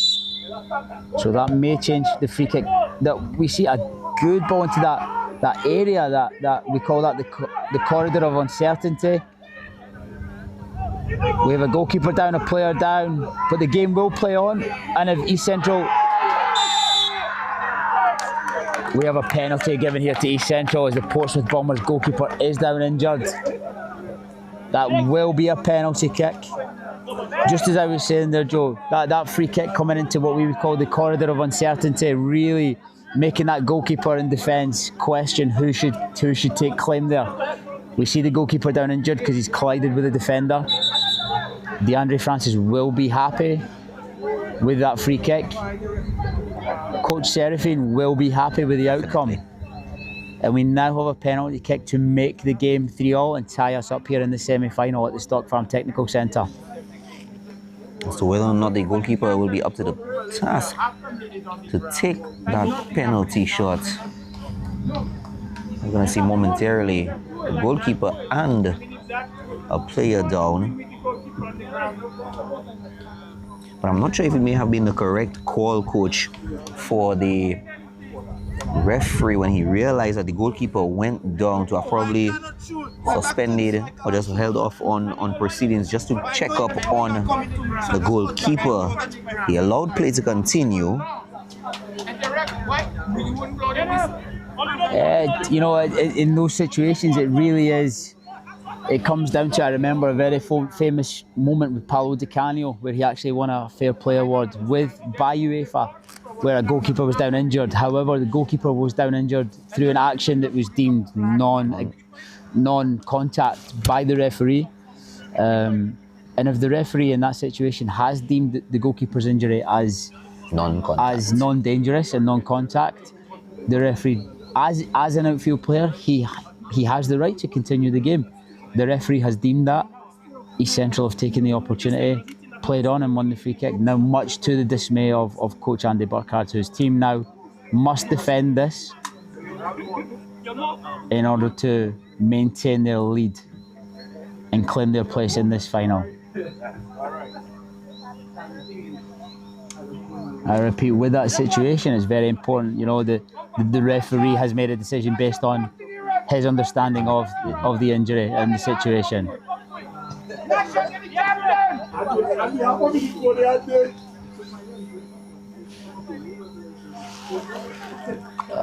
A little bit of jest between the coaches on the side there. I'm not sure how funny Coach Andy will find that as his team get ready to defend against this penalty kick, which Neron Abraham will take.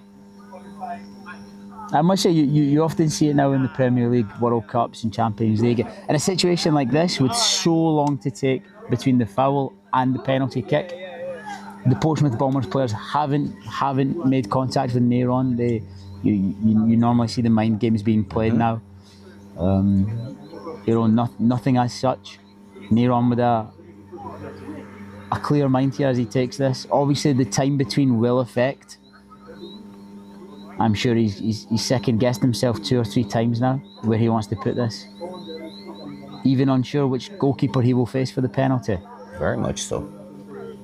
Goalkeeper still down at this time. Yeah, we have the goalkeeper sitting, which is a good sign. We hope nothing serious. Hard from our vantage point to tell exactly what the issue may be. not the first time we've seen the goalkeeper down to death, though we can only hope that all is well there.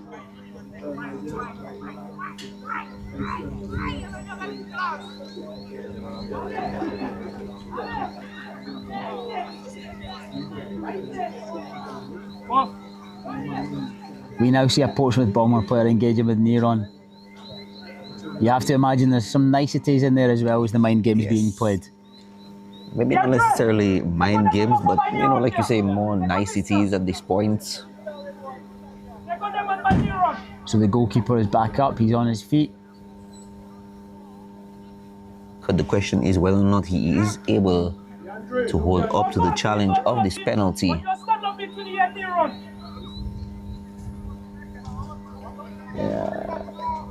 Yeah, we now see the Portsmouth Bombers defender, as we were discussing there, the mind games, the bouncing off each other, the talking.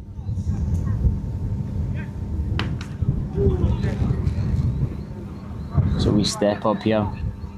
Portsmouth Bombers heavily loaded on one side, East Central heavily loaded on one side of the box here. That may give an indication as to which way the penalty will go.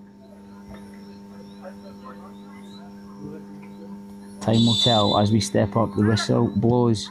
And the penalty does go the way that we thought it would go. It does go through the goalkeeper's arms, and we have a tie in this game. 3 goals for Neron Abraham. 3 goals, he claims the hat-trick. However, I'm sure he would much rather claim a place in the final. And he may get that opportunity tonight, especially with the way how this game has been playing. So far, it's not been too much in the favor of the Portsmouth Bombers. Maybe questioning their tactics and techniques at this point. Trying to string some space. And there we go, that space gets completely closed on the far end for them. Kenneth Valman being a little bit too quiet, I would imagine, for Coach Sherifine's liking in the second half. Dictating play quite a lot in the first half, and we seem to have died off a little bit. However, it's still dangerous nonetheless every time he does get on the ball. He did give it away there, but he does win it back from the resulting throw-in, and he wins his team a throw-in high up the park. Tries to get it deep in. At my home. Foul spotted and Portsmouth retake possession.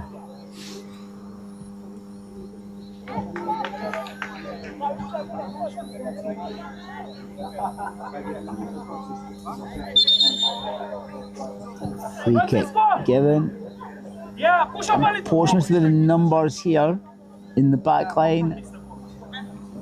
6 against 1 at the minute. 6 against 1 for Portsmouth. Will they maintain that, or will they play long into where it is advantage East Central, and they do that? East Central, with that heavy advantage, do pick up the ball, and they will restart with the goalkeeper. The ball knocked back to the goalkeeper, the head of the fullback, and Javon Hamilton looking to get that ball into feet if he can.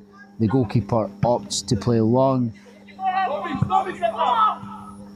Asof Banis is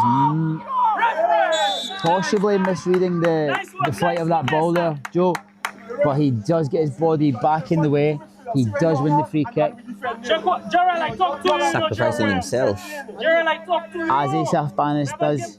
Asof Banis also in the first half, he threw himself on the line at a corner kick. He got one in the face. He bounced back up, as only Asof Banis can. Just off the line. Short.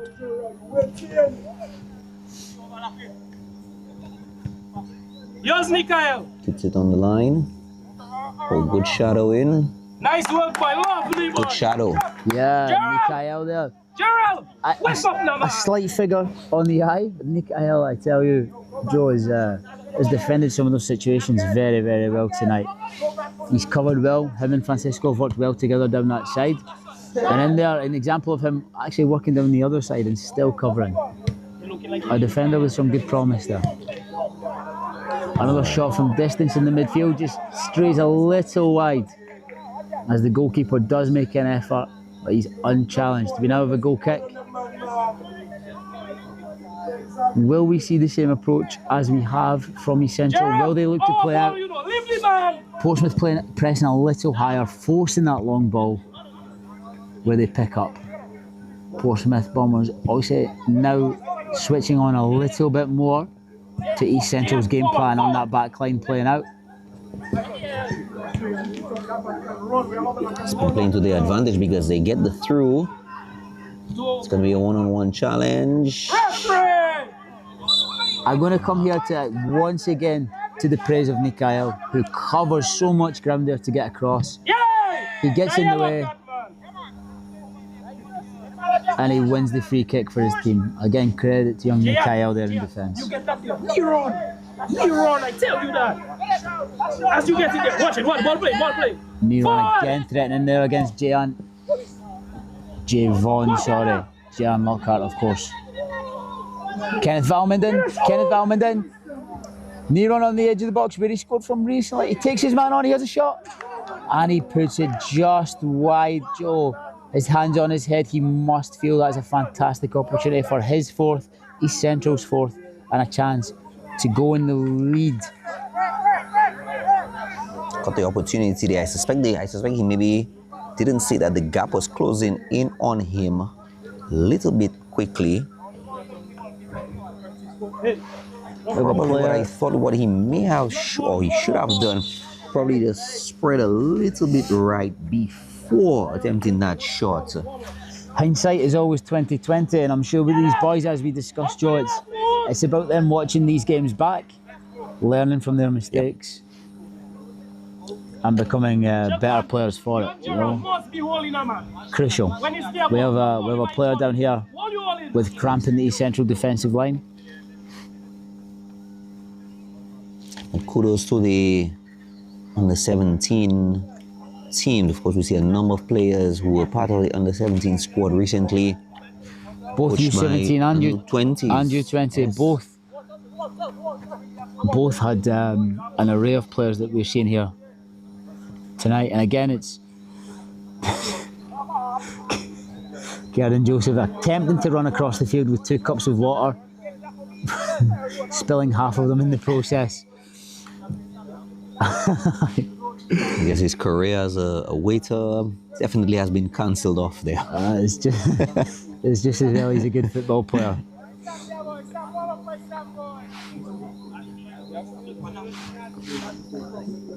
Coach Andy and Coach Darrell both just handing out some instructions to players. Both will be looking to get any advantage they can as we start to approach the last 6 to 7 minutes of this encounter. Any minor advantage that can be taken in these moments, any mistake, any gaps on the field that they can take advantage of will be crucial in sending their team through to the final.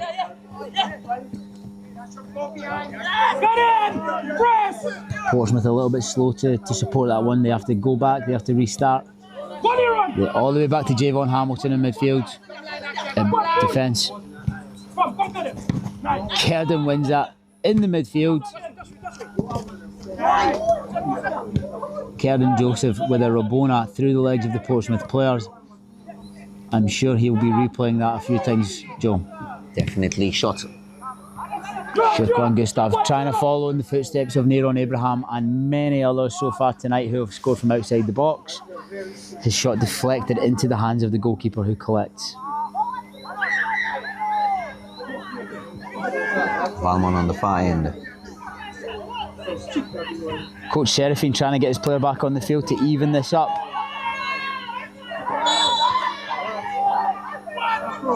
At the minute, Portsmouth playing with that one-man advantage. That's now levelled up. We're now back to 11 versus 11.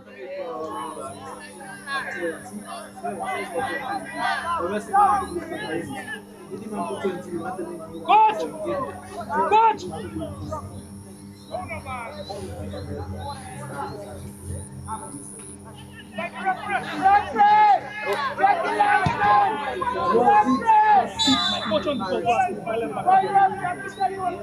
Hey!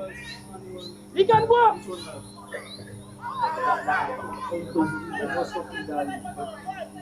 Seemed like there was a bit of a mix-up on the far end. Yeah, or the just throw-in. trying to understand, Joe, what is happening there at the minute.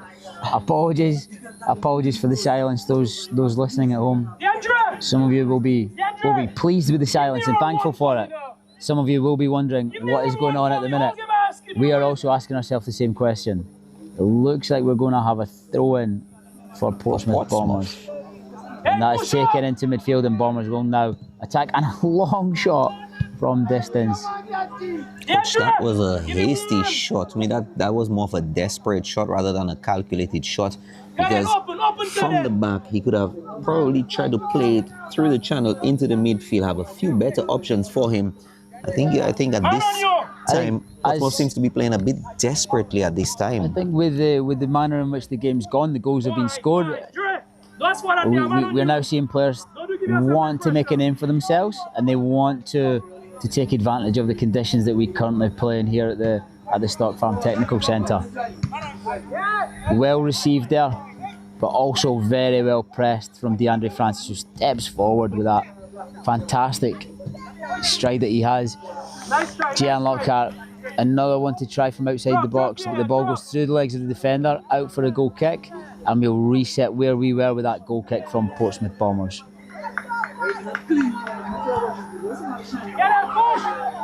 Keeps the out short. Spreads it on the line. Trying to push through. A few defenders already waiting for him. Open Gian midfield. Lockhart playing a little narrow there.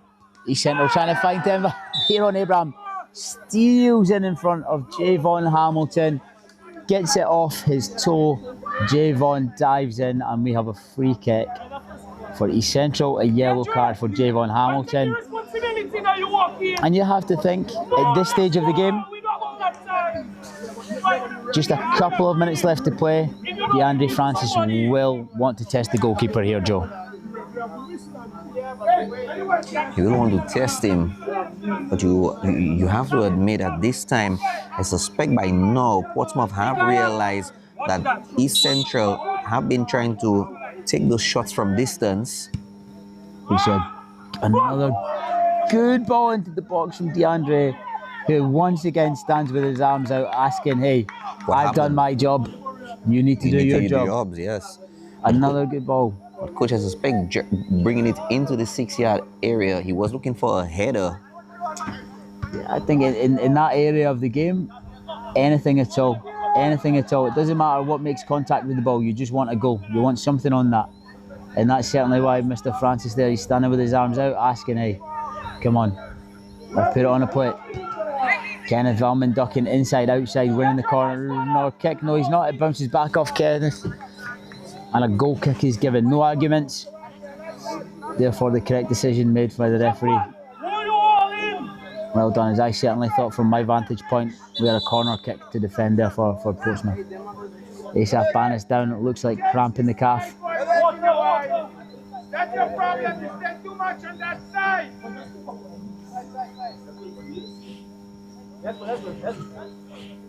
Well, the game has had a certain level of intensity. It is disappointing to see so much stoppages for cramping.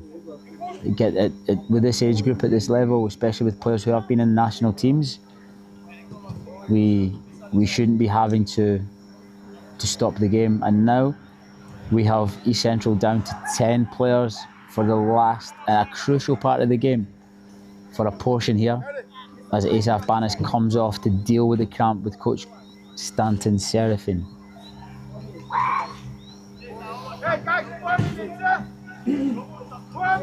Coach, 4 versus 1 at backline for East Central. Very similar to how Portsmouth played it in the first half. Yeah, obviously that then allows Portsmouth the advantage in defensive midfield, which they've taken advantage of very well. They've played the ball wide. The ball just a little bit too much on it for the surface tonight as it goes through. Maybe on any other day, the winger can catch that tonight the ball just skips on through.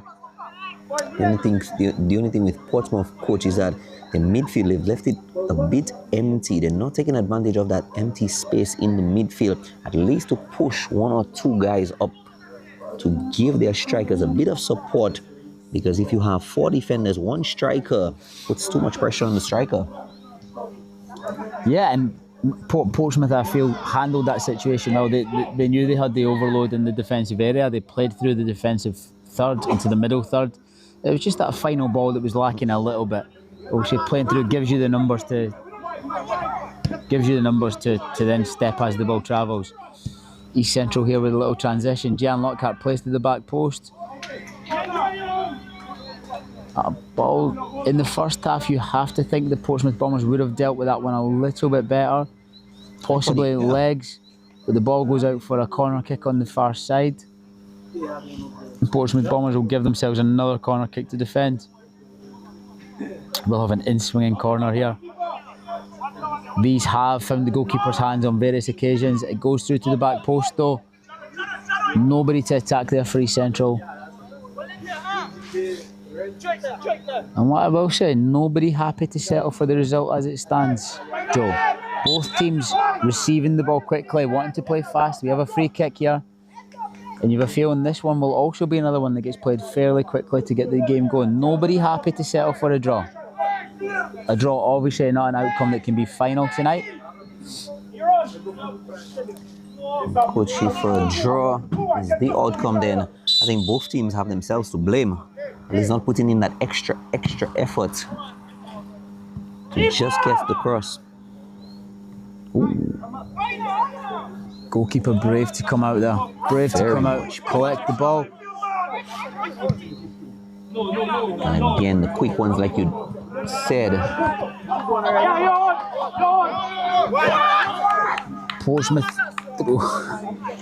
Portsmouth throw and given much again to the upset of the East Central bench. Both teams are going to feel that.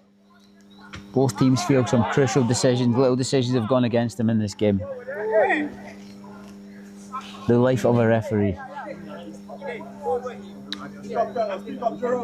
Can be a difficult life on the field sometimes. Again, now we see Portsmouth asking for a free kick not given. That ball goes into Neron. He can't get it under control. It does go through, picked up by the Portsmouth defence. Very well handled in midfield. A switch of play which falls just short. Francisco steps in. He fails to get on the end of his first touch. DeAndre here dictates with a fantastic diagonal pass into Kenneth. Neron takes the ball. Kenneth Valmond out wide, left foot, fails to finish off the attack. And what must be the dying moments of the game. East Central must feel that will be their last chance.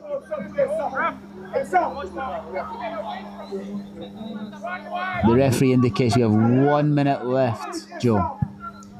For 90, may have about 2 minutes of stoppage time. Oh, we are into stoppage time. Thanks for that, Kurt.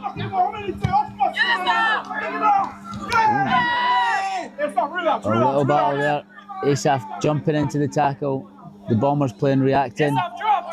Good to see both players though shaking that one off and getting back into the game. Asaf still struggling with that calf cramp.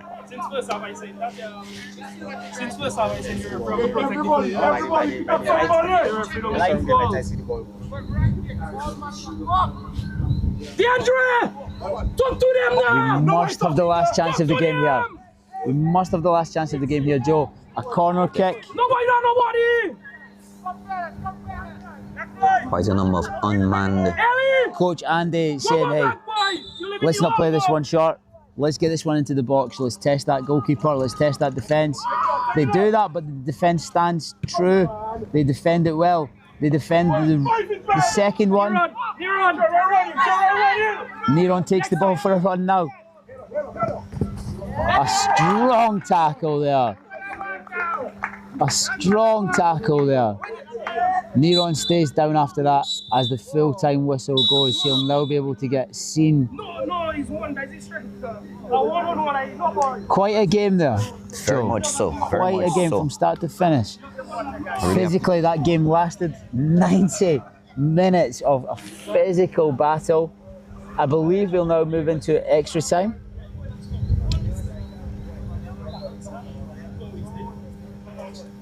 We'll confirm that. We'll confirm that with the referee. We'll confirm that momentarily. I believe we'll now go into extra time. We'll be back with you for that. Yes. Please stay tuned.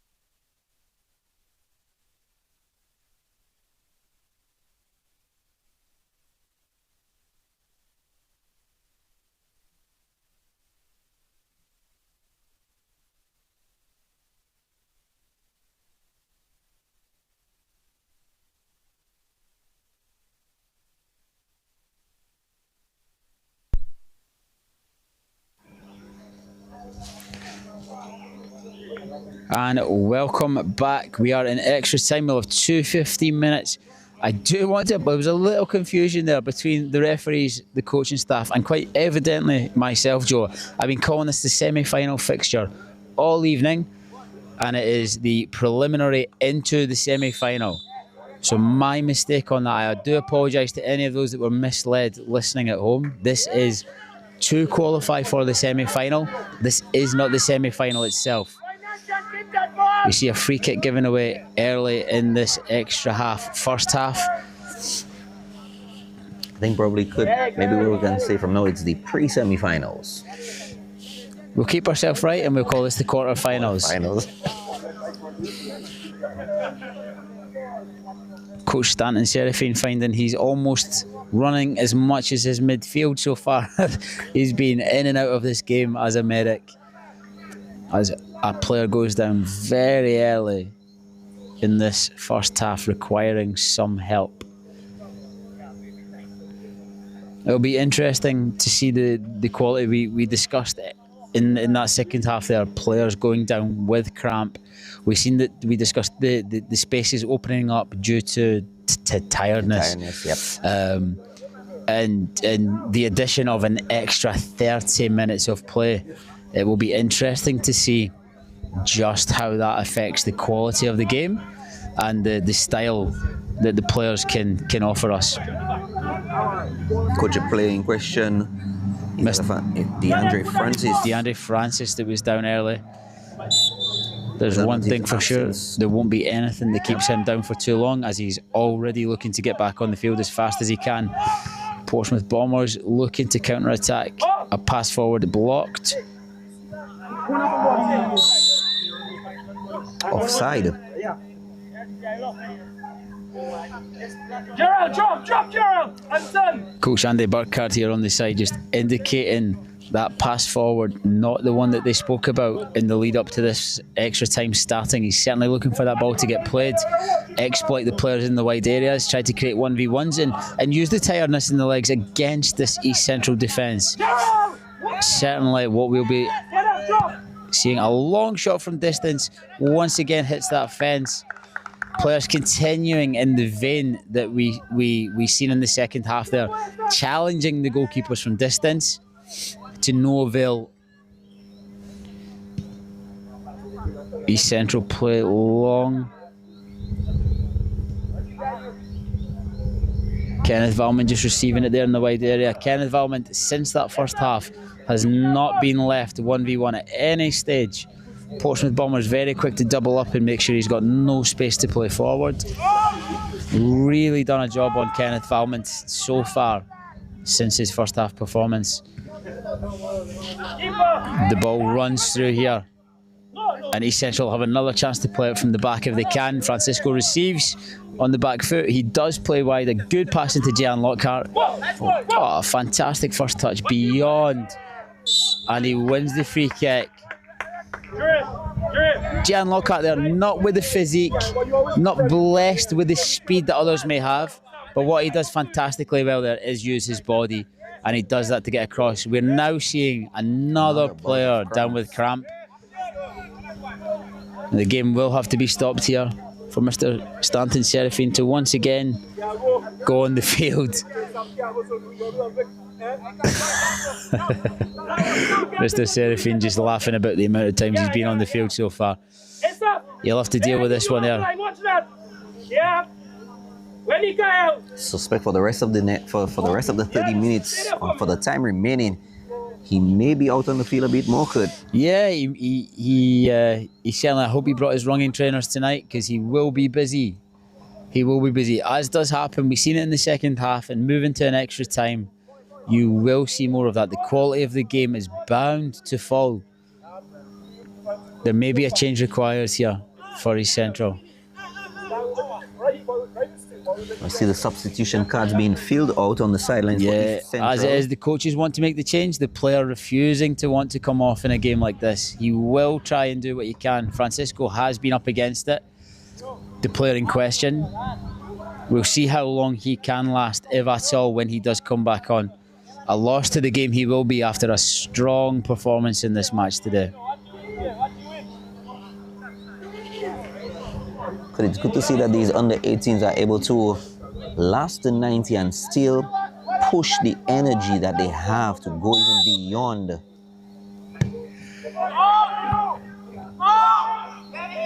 The free kick defended again. That box defended very well there by Portsmouth Bombers. They win the ball, the goalkeeper collects, and we opt to play long, possibly looking to take advantage of the space that was left by Francisco, who will not be able to continue on in this game. We will see a change. Oh, good opportunity, empty goal! Oh, and he scores! A goal.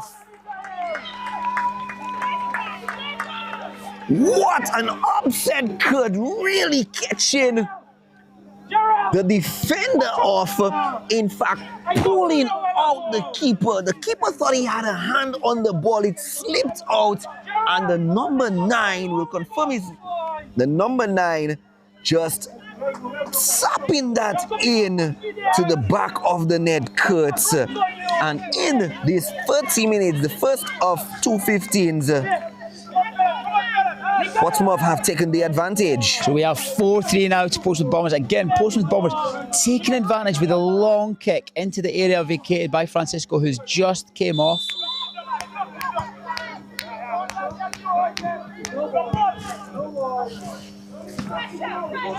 And the number 9, Nakloy Benjamin, putting in number 4 for Portsmouth. So we're now back.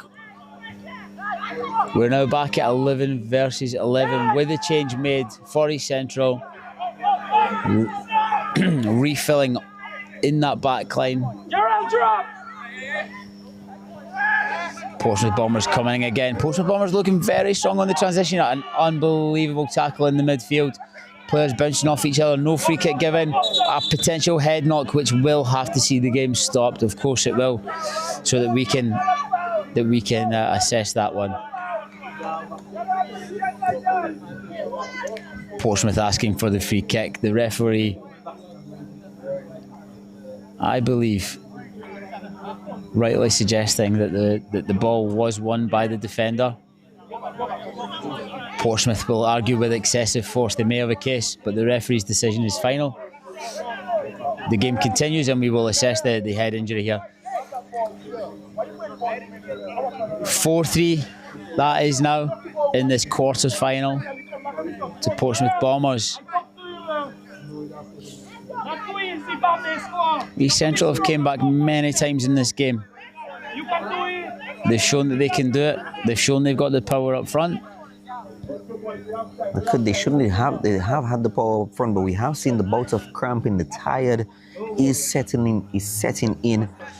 One person who has not struggled, and I hate to put the curse, is Neron Abraham. That striker up there for East Central has yet to go down with the cramp, any form of tiredness. He's not shown anything at all in his game. He's been very, very strong. A player playing with a confidence right now, and rightly so after his goal so far. Portsmouth again just creating a line there. A big wall looking to defend what they're expecting to be a long ball up the field. We'll see if that East Central knocking the ball around, using that advantage before going long in that back line does pick it up for Portsmouth.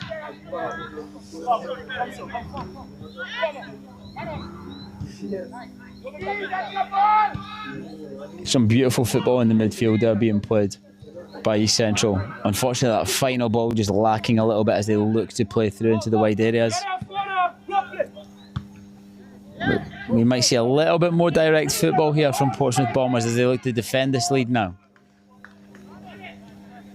Trying to press forward, not getting the opportunity. They currently have 6 players inside their own half, 3 inside the attacking half, as that ball was played there.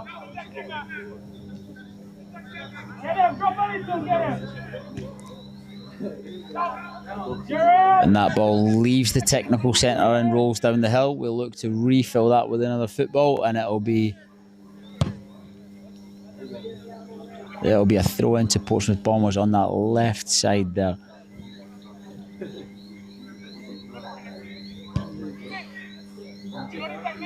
East Central with the numbers back.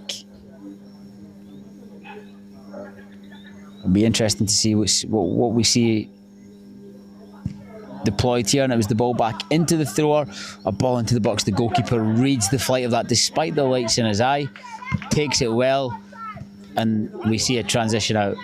Gian Lockhart taking another hit there.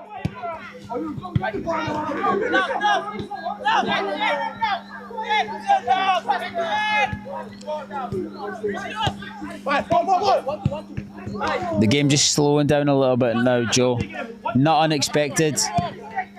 These boys have given it everything they've got. A long ball over the top finds Neron Abraham, who we discussed earlier on, has been at it this full game. A little bit too fast for his own good though, and he cannot take the ball with him. Portsmouth regain that, play long, and they look to slow the game down here now. Well, at this point, it'd be just a bit of management by Portsmouth getting through, holds in, trying to get the header! Goalkeeper with an important stop there. You have to imagine a 2-goal lead at this stage of the game, at this time, in this quarter-final, kills off any chance of an East Central comeback. You have to imagine so. Gian Lockhart, again, we talk about maybe not with the physique, maybe not with the pace, but the use of his body there. Again, unfortunately, he tries to take his man on once, twice. Doesn't quite get the space to get across. Interesting to see Gian Lockhart playing in the wide areas here. Gian Lockhart normally deployed as a central player with that ability to play some incredible passes to break through. Seeing a different Gian Lockhart tonight as the ball gets played out. Portsmouth Bombers starting to just keep the ball as much as they can. Waste a little bit of time. A throw in for East Central, goes down the line as one and will be a further throw in.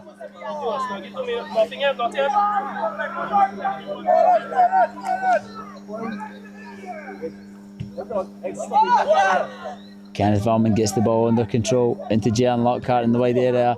East Central must try and penetrate. They must try and get the ball into the box. DeAndre Francis gives away a free kick. No card given, a quick transition though. Bombers break out, we've got 1v1. Defender stands up very well. Well done, Nikolai, again. I feel like I've been in praise of that centre-back all evening. Very well played. We have the goal, we have the equalising goal. We have the equalising goal. Nikolai, who's now down. That ball gets played wide. The ball again through to Neron Abraham. Neron Abraham again finding that bottom corner, bringing his team level. Again in this quarter-final to give East Central a chance of reaching the semi-final at the expense of Portsmouth Bombers. We are now tied at 4 apiece. Joe, if you asked me in my second game on commentary, I would have told you, yeah, give me a 4-4. Would we have expected this many goals to be put in? 8 total goals so far. Coach Andy just asking for a little bit of calm there. Not in a position to start playing long right now after that. You have to think that save and that header that was missed may prove vital. Portsmouth Bombers now winning a free kick in a dangerous area in the centre of the goal. Kenneth Valman there trying to get a turn on the ball.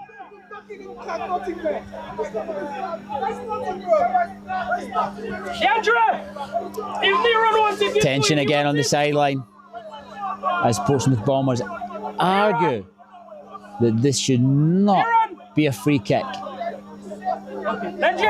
We see Gian Lockhart placing the ball down. Will we see Gian Lockhart take? We've seen Gian Lockhart take the free kick in the first half of the game. Joe, he put the ball high and wide, looking for the back post. Will we see the same approach here? DeAndre just offering up words of advice.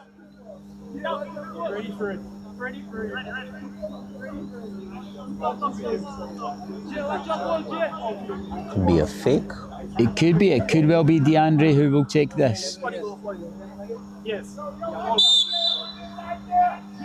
DeAndre has taken. There we go.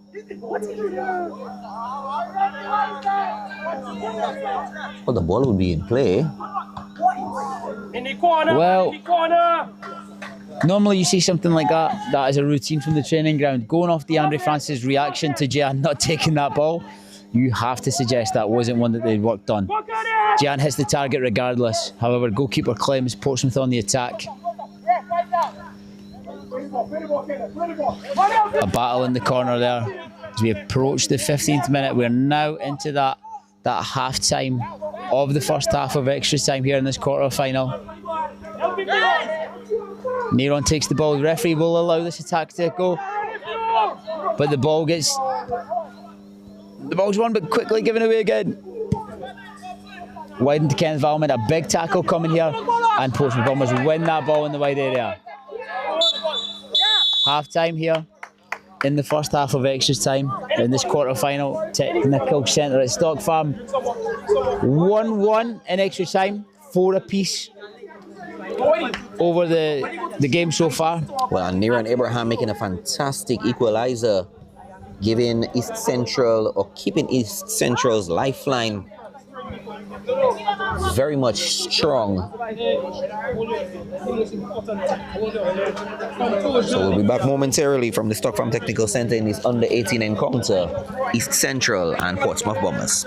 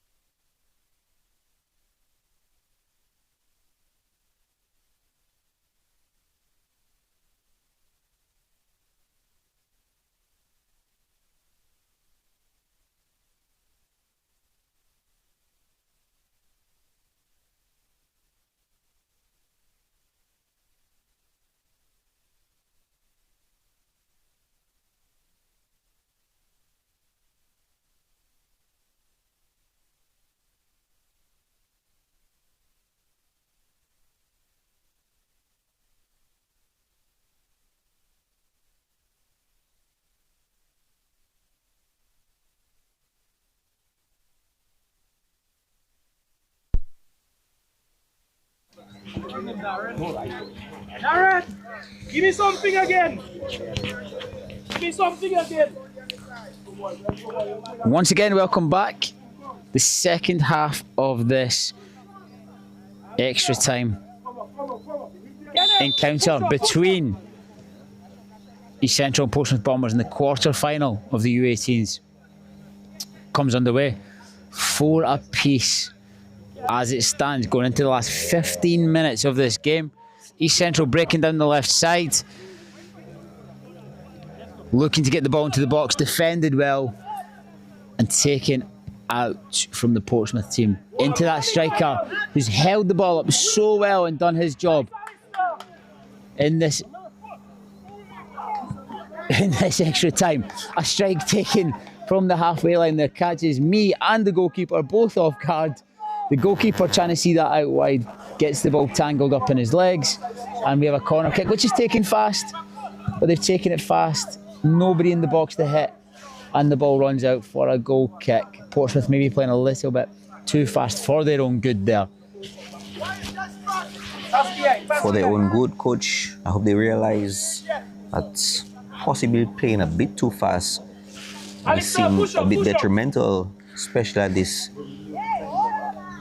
hour for them. Yeah, absolutely. One of those where I think the shot takes, as I said, takes me off guard and it takes the goalkeeper off guard. They win the corner kick and the defenders aren't yet set to step into the box to receive the corner kick. And that one's just taking a little bit too fast for everybody. Just there. Go. Alistair in the middle. Dre, behind you, no Dre, behind you. Both teams been looking to the bench to try and rejuvenate, bring some energy into this game as much as they can. Nice. A tackle goes in there. The ball's won. Jan Lockhart picks up. The ball then goes out off the Portsmouth player. Don't let that be too Johnny. Go. Winnie ball. A lot of noise from the sidelines and trying to change the referee's decision on some of the things that are happening today. As Neron brings the ball inside to Kenneth. Kenneth with a shot outside the box, but Kenneth drags that with the left foot. He drags that wide of the post, and we'll get that goal kick now for Portsmouth Bombers. Javon Hamilton stepping to take this one, and we play short. Dangerously misses his partner at centre back, but the ball does roll through to the full back and they get to play out. We've seen a few of those moments today, playing out from the back where little passes have been mistimed or misplaced, leading to crucial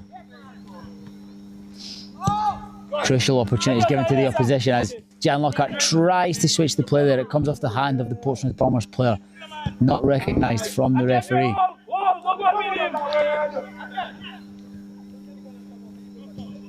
DeAndre using his body to keep the ball. We switch the ball out wide. Will Jan get it under control? He does, with a lovely touch on the outside of that left foot. He slows the game down. Kenneth a little bit too quick for his own good there, Kenneth.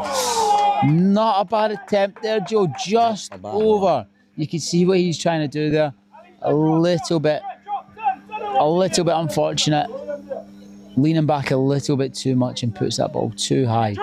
But not a bad idea in the grand scheme of things there. Well taken pass from Jan Lockhart there. A great pass from DeAndre, Jan and Kenneth been very busy today. Kieran Joseph just doing enough. Kieran there to win the ball back off Portsmouth and take a throw in.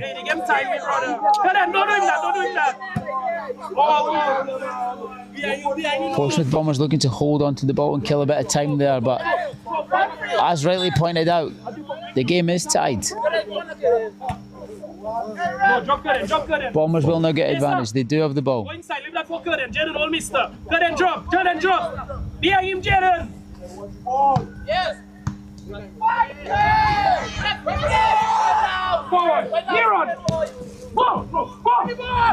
Neron gets through, swings it. Ooh, and he was looking just to slide it into that gap in the back post. Almost a carbon copy of a goal previously. The way that Portsmouth are lined up here, you would think it's a corner kick, but East Central are giving it back for a goal kick. A corner kick. It must be a corner kick that's given. East Central obviously unaware of that, trying to give it back for a goal kick, so we'll have that corner. The moments leading into that there, you see Jan Lockhart just using his body to win the ball. Portsmouth would looking for a free kick, stopping there. You can't do that at this time of the game. Crucial that you recover back in, you're strong.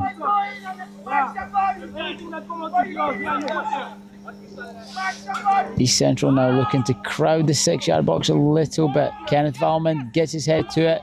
It's not enough though. They get a second bite of the cherry as the ball goes wide. Crossed into the box. And Javon. Well, he puts it out. Another corner for East Central. Another corner. We hit the side net and we have another corner kick. So we're sitting here 3-1 on the back line for East Central. Just looking to consolidate if the ball does come long. The ball does come into the box. The goalkeeper will come for it, but it's well dealt with by the defender who gets it well out the box. Back to the corner kick taker who takes his touch, whips it in, but again, Bombers defending that box resolutely. They win, they transition, and we have the striker up against defender. Puts that ball exactly where every coach would want it to go in that situation. The classic Rose Ed. Watch the game. Or Roe in that case. There was not too much height on the clearance, but we did get it out into the stand. Esa, leave that fucker there and go in the middle. East Central just wanting to defend that box as much as they can now, expecting the cross to come in. The cross does come in as expected. The goalkeeper can collect it though.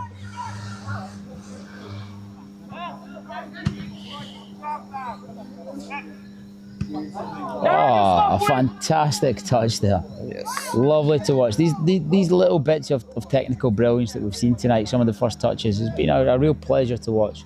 Little moments like that. Really good. You seem to be suffering a lot of confusion between both players and officials at the minute. The flag goes up for an East Central throw. The flag then changes for a Portsmouth Bombers throw. As it comes into the box, it's dealt with Ace Banis, the goalkeeper strong. After that confusion between the referee and the linesman, the players very thankful. They'll be very thankful that nothing came of that there. I like that, Free kick given in the direction of East Central.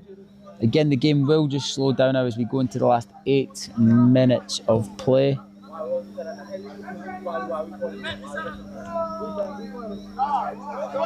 Penalty kicks, of course, the cruelest possible way to win or lose a game. Both teams will be looking to avoid that lottery if they can. Can somebody take advantage? If it's unavoidable and that's the final outcome, then let the dice fall how they have been rolled. Quick free kick taken into Jan Lockhart in the wide area. He can take advantage though as he looks to find Neron, and a throw in for East Central.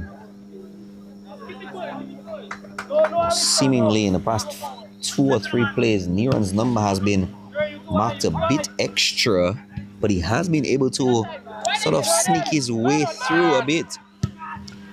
Yeah, any player that's committing the goal threat that he has today, you must surely double up as the ball comes on the edge of the box. Well defended there by Portsmouth, who stopped the shot, learning their lessons from previously in the game.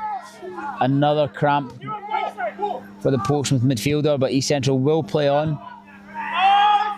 We defend. The referee on no obligation to stop for cramp as the game goes on. East Central will continue to play. Neron with the ball. Portsmouth looking to clear the ball if they can. It would be in their interest. Oh, they played through Javon Hamilton. They played through. The striker is still on goal. Shot, and he scores. And they score. After Portsmouth Bombers asking for the game to be stopped. After asking for the game to be stopped, they're the ones that take advantage and they get the goal. Half the players down. We see 3 players down with cramp, unable to celebrate this goal, man. Joe. It worked to their advantage, keeping. In fact, maybe we might even have to thank the referee at this time. I stand to be corrected, but he was down, he's still down. 2 other players, in fact 3 other players also down, and they took advantage of it. 4 players currently down for Portsmouth with cramp. As we said in the build-up there, we can see Coach Andy and his staff get frustrated there at the referee to stop the game. The referee under no obligation to stop the game for a cramp. Cramping, yes. The referee, we spoke about the referee plenty tonight. The referee there makes a fantastic decision. He lets the game flow. Portsmouth, unbelievably, are the ones that take advantage. A good pass from Javon Hamilton with that left foot we spoke about. He splits the defence We get through on goal and a tidy finish. It wasn't that off. You're very correct. A very tidy finish. Because we know sometimes, coach, in very similar situations, you know, the striker coming in, he's one-on-one with the goalkeeper. A lot of times we have seen very similar shots being taken and just going completely wide. But you described it perfectly as a very tidy finish. Yeah, there was no panic. In those moments, it's about hitting the target. That's exactly what was done. Now,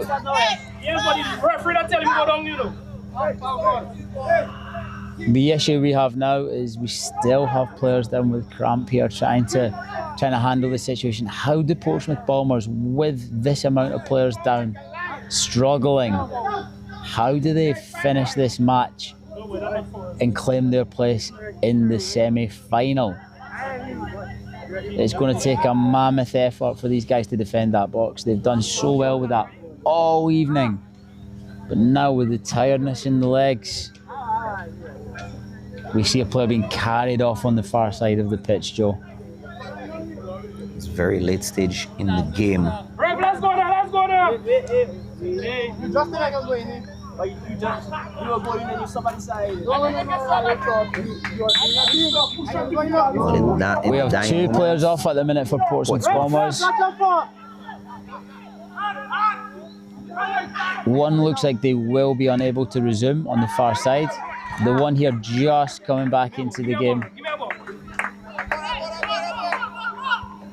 It come in.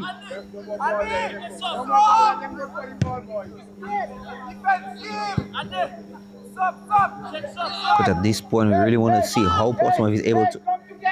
We really want to see how Portsmouth will be able to defend, especially in the dying moments. I'm currently looking at a back seven, which is it's a new one. Back seven versus two. Yeah, the midfielders now step up, but the midfielders will drop back off into that. We are looking. Players just looking to fill the gaps as much as they can on the back line. Kill any space off. Don't let East Central play through. Don't allow shots from distance. And that's how it's going to have to be. As we said, as we talked about, the player on the far side for Portsmouth Bombers is unable to come back on. They'll be looking to make that change, which they will now get to make.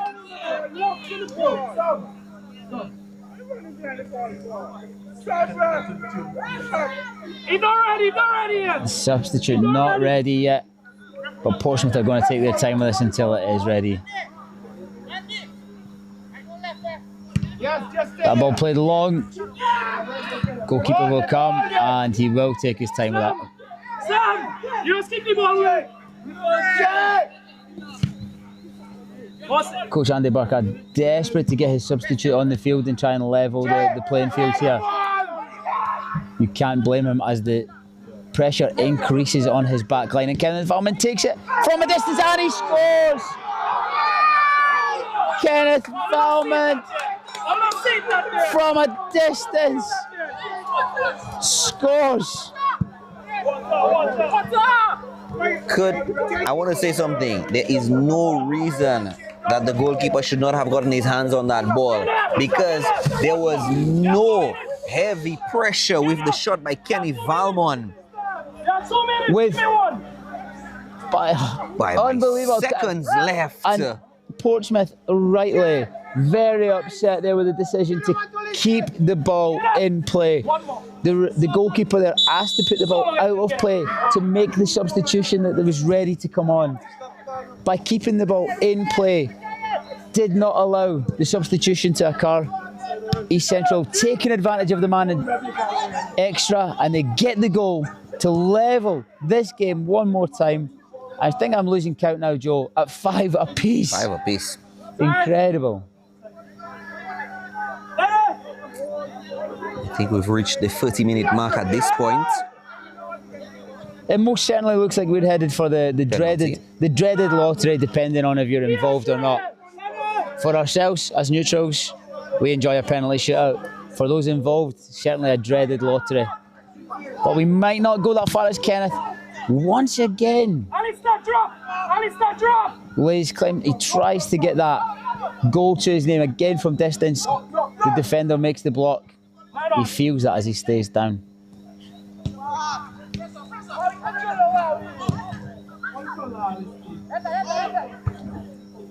DeAndre Francis, will he pick it up?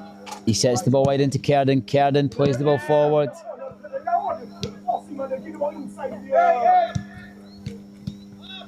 The ball plays through Kenneth now. With that, you see there the energy level of Kenneth Valman there to get away from the Portsmouth midfield, who just doesn't have it in the legs to track back there. These moments, it will be crucial for Kenneth Neron. As Portsmouth now just defend for their lives. These young men have given everything tonight. Neron will look. Javon Hamilton again, he's standing strong like a wall. Twice he's winning that ball there. His teammates most certainly owe him a pat on the back for how he's defended there. Unbelievable there from Javon Hamilton. But the pressure mounts once more. The ball gets played wide. Kenneth Valman again receiving that, playing it through the legs of the defender. He's unable, and again, Javon Hamilton once more covering over to get that ball out. We'll now see that substitution that was set to be made before Kenneth equalised the game. I asked you for, I don't know how long I asked you for. And up to now, the referee never watched this thing. Hey, ref!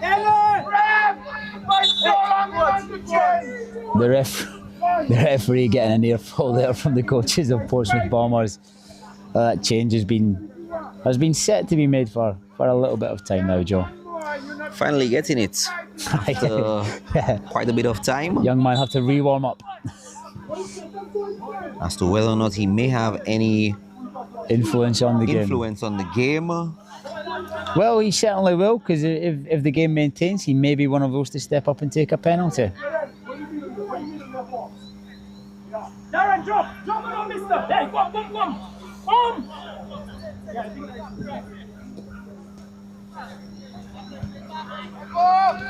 Portsmouth up to play out.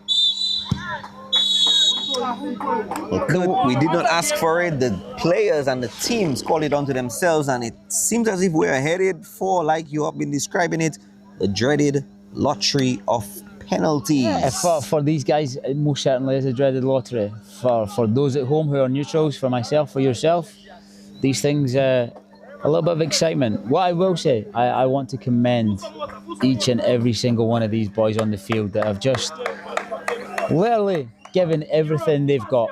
We're still lying out there on the battlefield, getting picked up from teammates. The effort, everything they've given to the spectacle, and it has been a spectacle, Joe, is you have to take your hat off to these boys. Most definitely. Not taking any side, but you really have to applaud the efforts of Neron from East Central, who's basically carried the East Central scoring for 120 minutes, Kurt. Oh, for Neron, yeah. DeAndre, fantastic. I think this young man here who's lying down on the ground, Mikhail, incredible in the back line for East Central today. Javon Hamilton.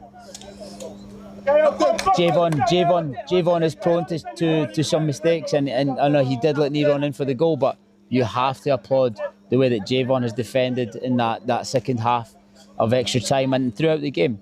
Javon Hamilton has been fantastic there, leading that defensive line for Portsmouth Bombers. Let me tell you that. Both teams now, we're just having the coin toss to see who will go first, which end we'll take it at. Not that it influences too much here at Stock Farm, with no fans behind either goal, but we'll see who gets to take first, and we'll see which end the penalties will be taken at.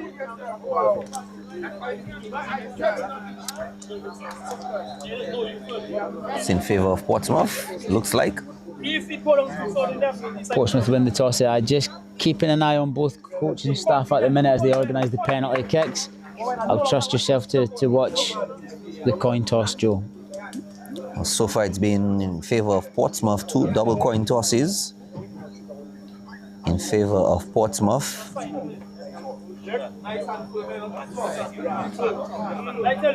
Okay, so we're going to take it down. I would call it the road end, Joe. I don't know if it's got a name yet. The road end. We can call it the south end. We can call it the end facing the capital. I'm gonna go with the road end. The road end. Yep. So the penalties will be taken at the road end. Roseau end, as described by Roseau end is Roseau end, yeah, by Clyde John Baptist. Is input always welcome? The Roseau end it is. You give her the 105 minutes with the X. Coach, on both sides, we really have to applaud the energy and the stamina of both teams. Coach, 90 minutes plus add another 30 minutes plus right now. Penalties. I mean, it really goes to show the energy and the stamina of both teams. We knew which way the game was going to go when we seen the bits of cramp, we seen the injuries, we seen the things from minute one it was a physical battle. You know, these guys knew that they were here. They knew that they were here to book a place in the semi-final. They knew what was at stake, and you could see that from minute one. That physical output is most certainly taking its toll.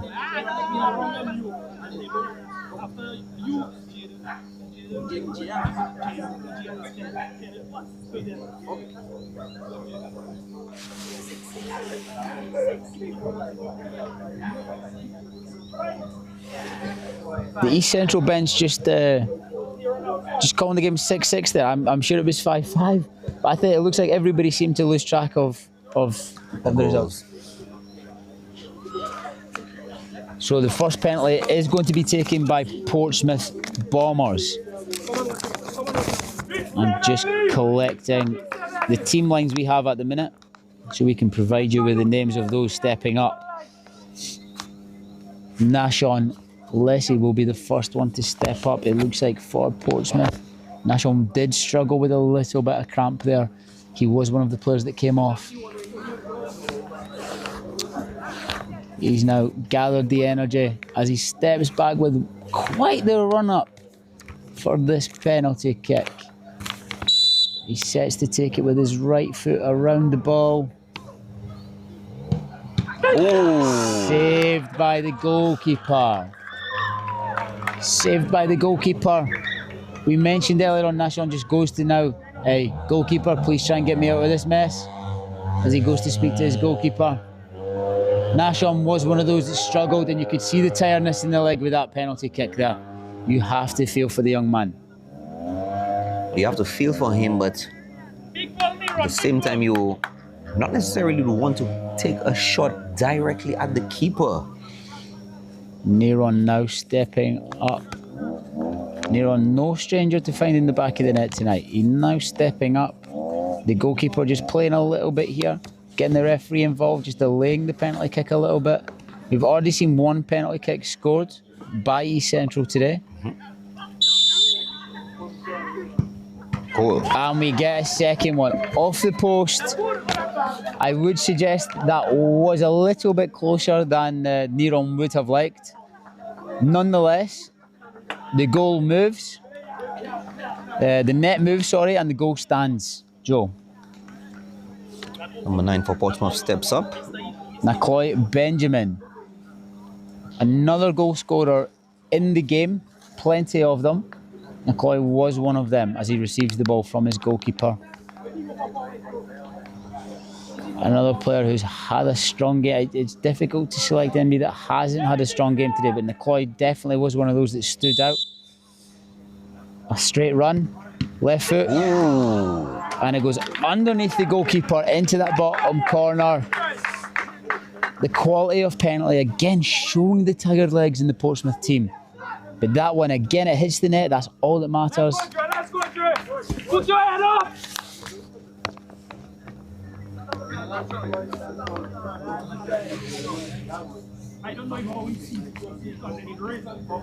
DeAndre Francis now with the second kick for East Central. East Central. To put his team 2-1 up. He steps up. He drags the ball wide. He drags the ball wide. The goalkeeper taunts. And we're back level again in this game. This time in the penalty shootout at 1-1. We're on the third penalty kick. Up steps number 10, Akel Langley. Akel steps up, started the game, finished the game, and finishes the penalty alongside that. A confident penalty.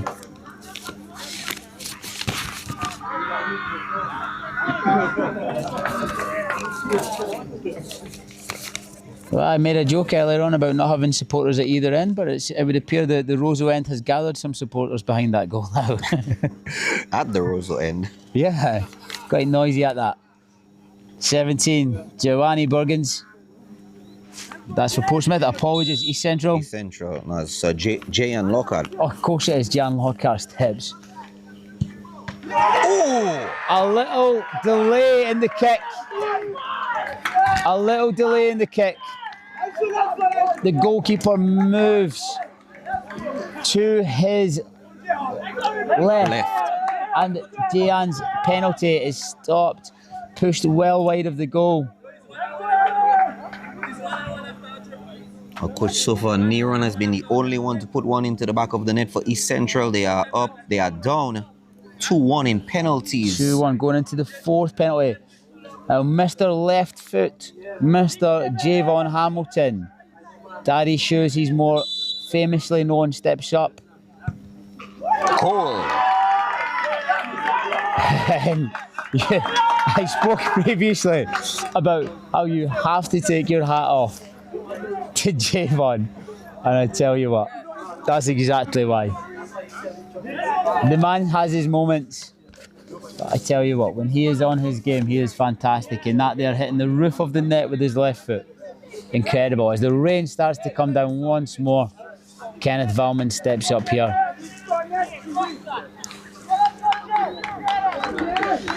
Kenneth must score to keep East Central in the game here.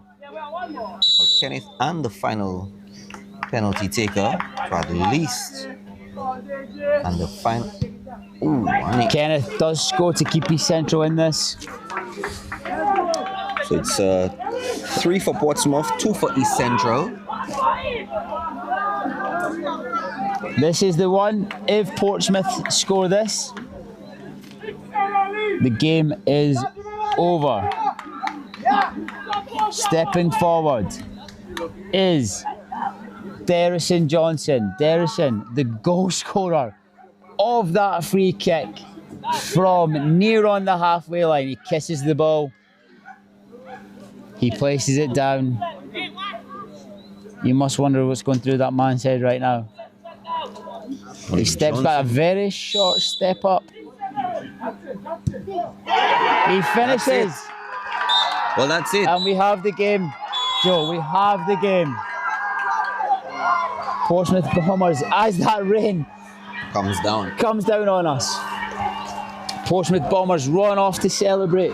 East Central, so unfortunate. Could have had a very tough season, but they have ended the season. They have ended and advanced themselves into the semi-finals. And of course, it really would not have mattered whether or not. It's one of those days, Joe, where you're just so. It's so unlucky that one team has to win a game of football when both teams give everything like that. But one team has to be the winner. And today, Portsmouth Bombers are that team. You must commend everybody. So unfortunate, given the effort put in by both teams, but Portsmouth Bombers, and well done to the Bombers here as they come over to applaud their opposition. You have to respect that. Great to see.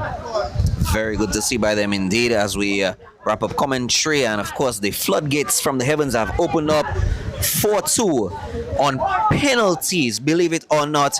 After a full 90 regulation plus 30 minutes added time, it was balanced at the end of the 30 minutes cut. We came down, like you said, to the dreaded lottery of penalty. Benjamin, Langley, Hamilton and Johnson had netted 4 goals for Portsmouth, and Neron and Valmont, the only 2 for East Central. Kurt, final words from you as we quickly wrap up. A fantastic advert for youth football again on the island. We wish Portsmouth Bombers all the very best in the semi-final. We wish East Central all the very best with their preparations for the upcoming season and games ahead. And I just want to thank the boys for what they gave us tonight, because that was a real spectacle. I really enjoyed that.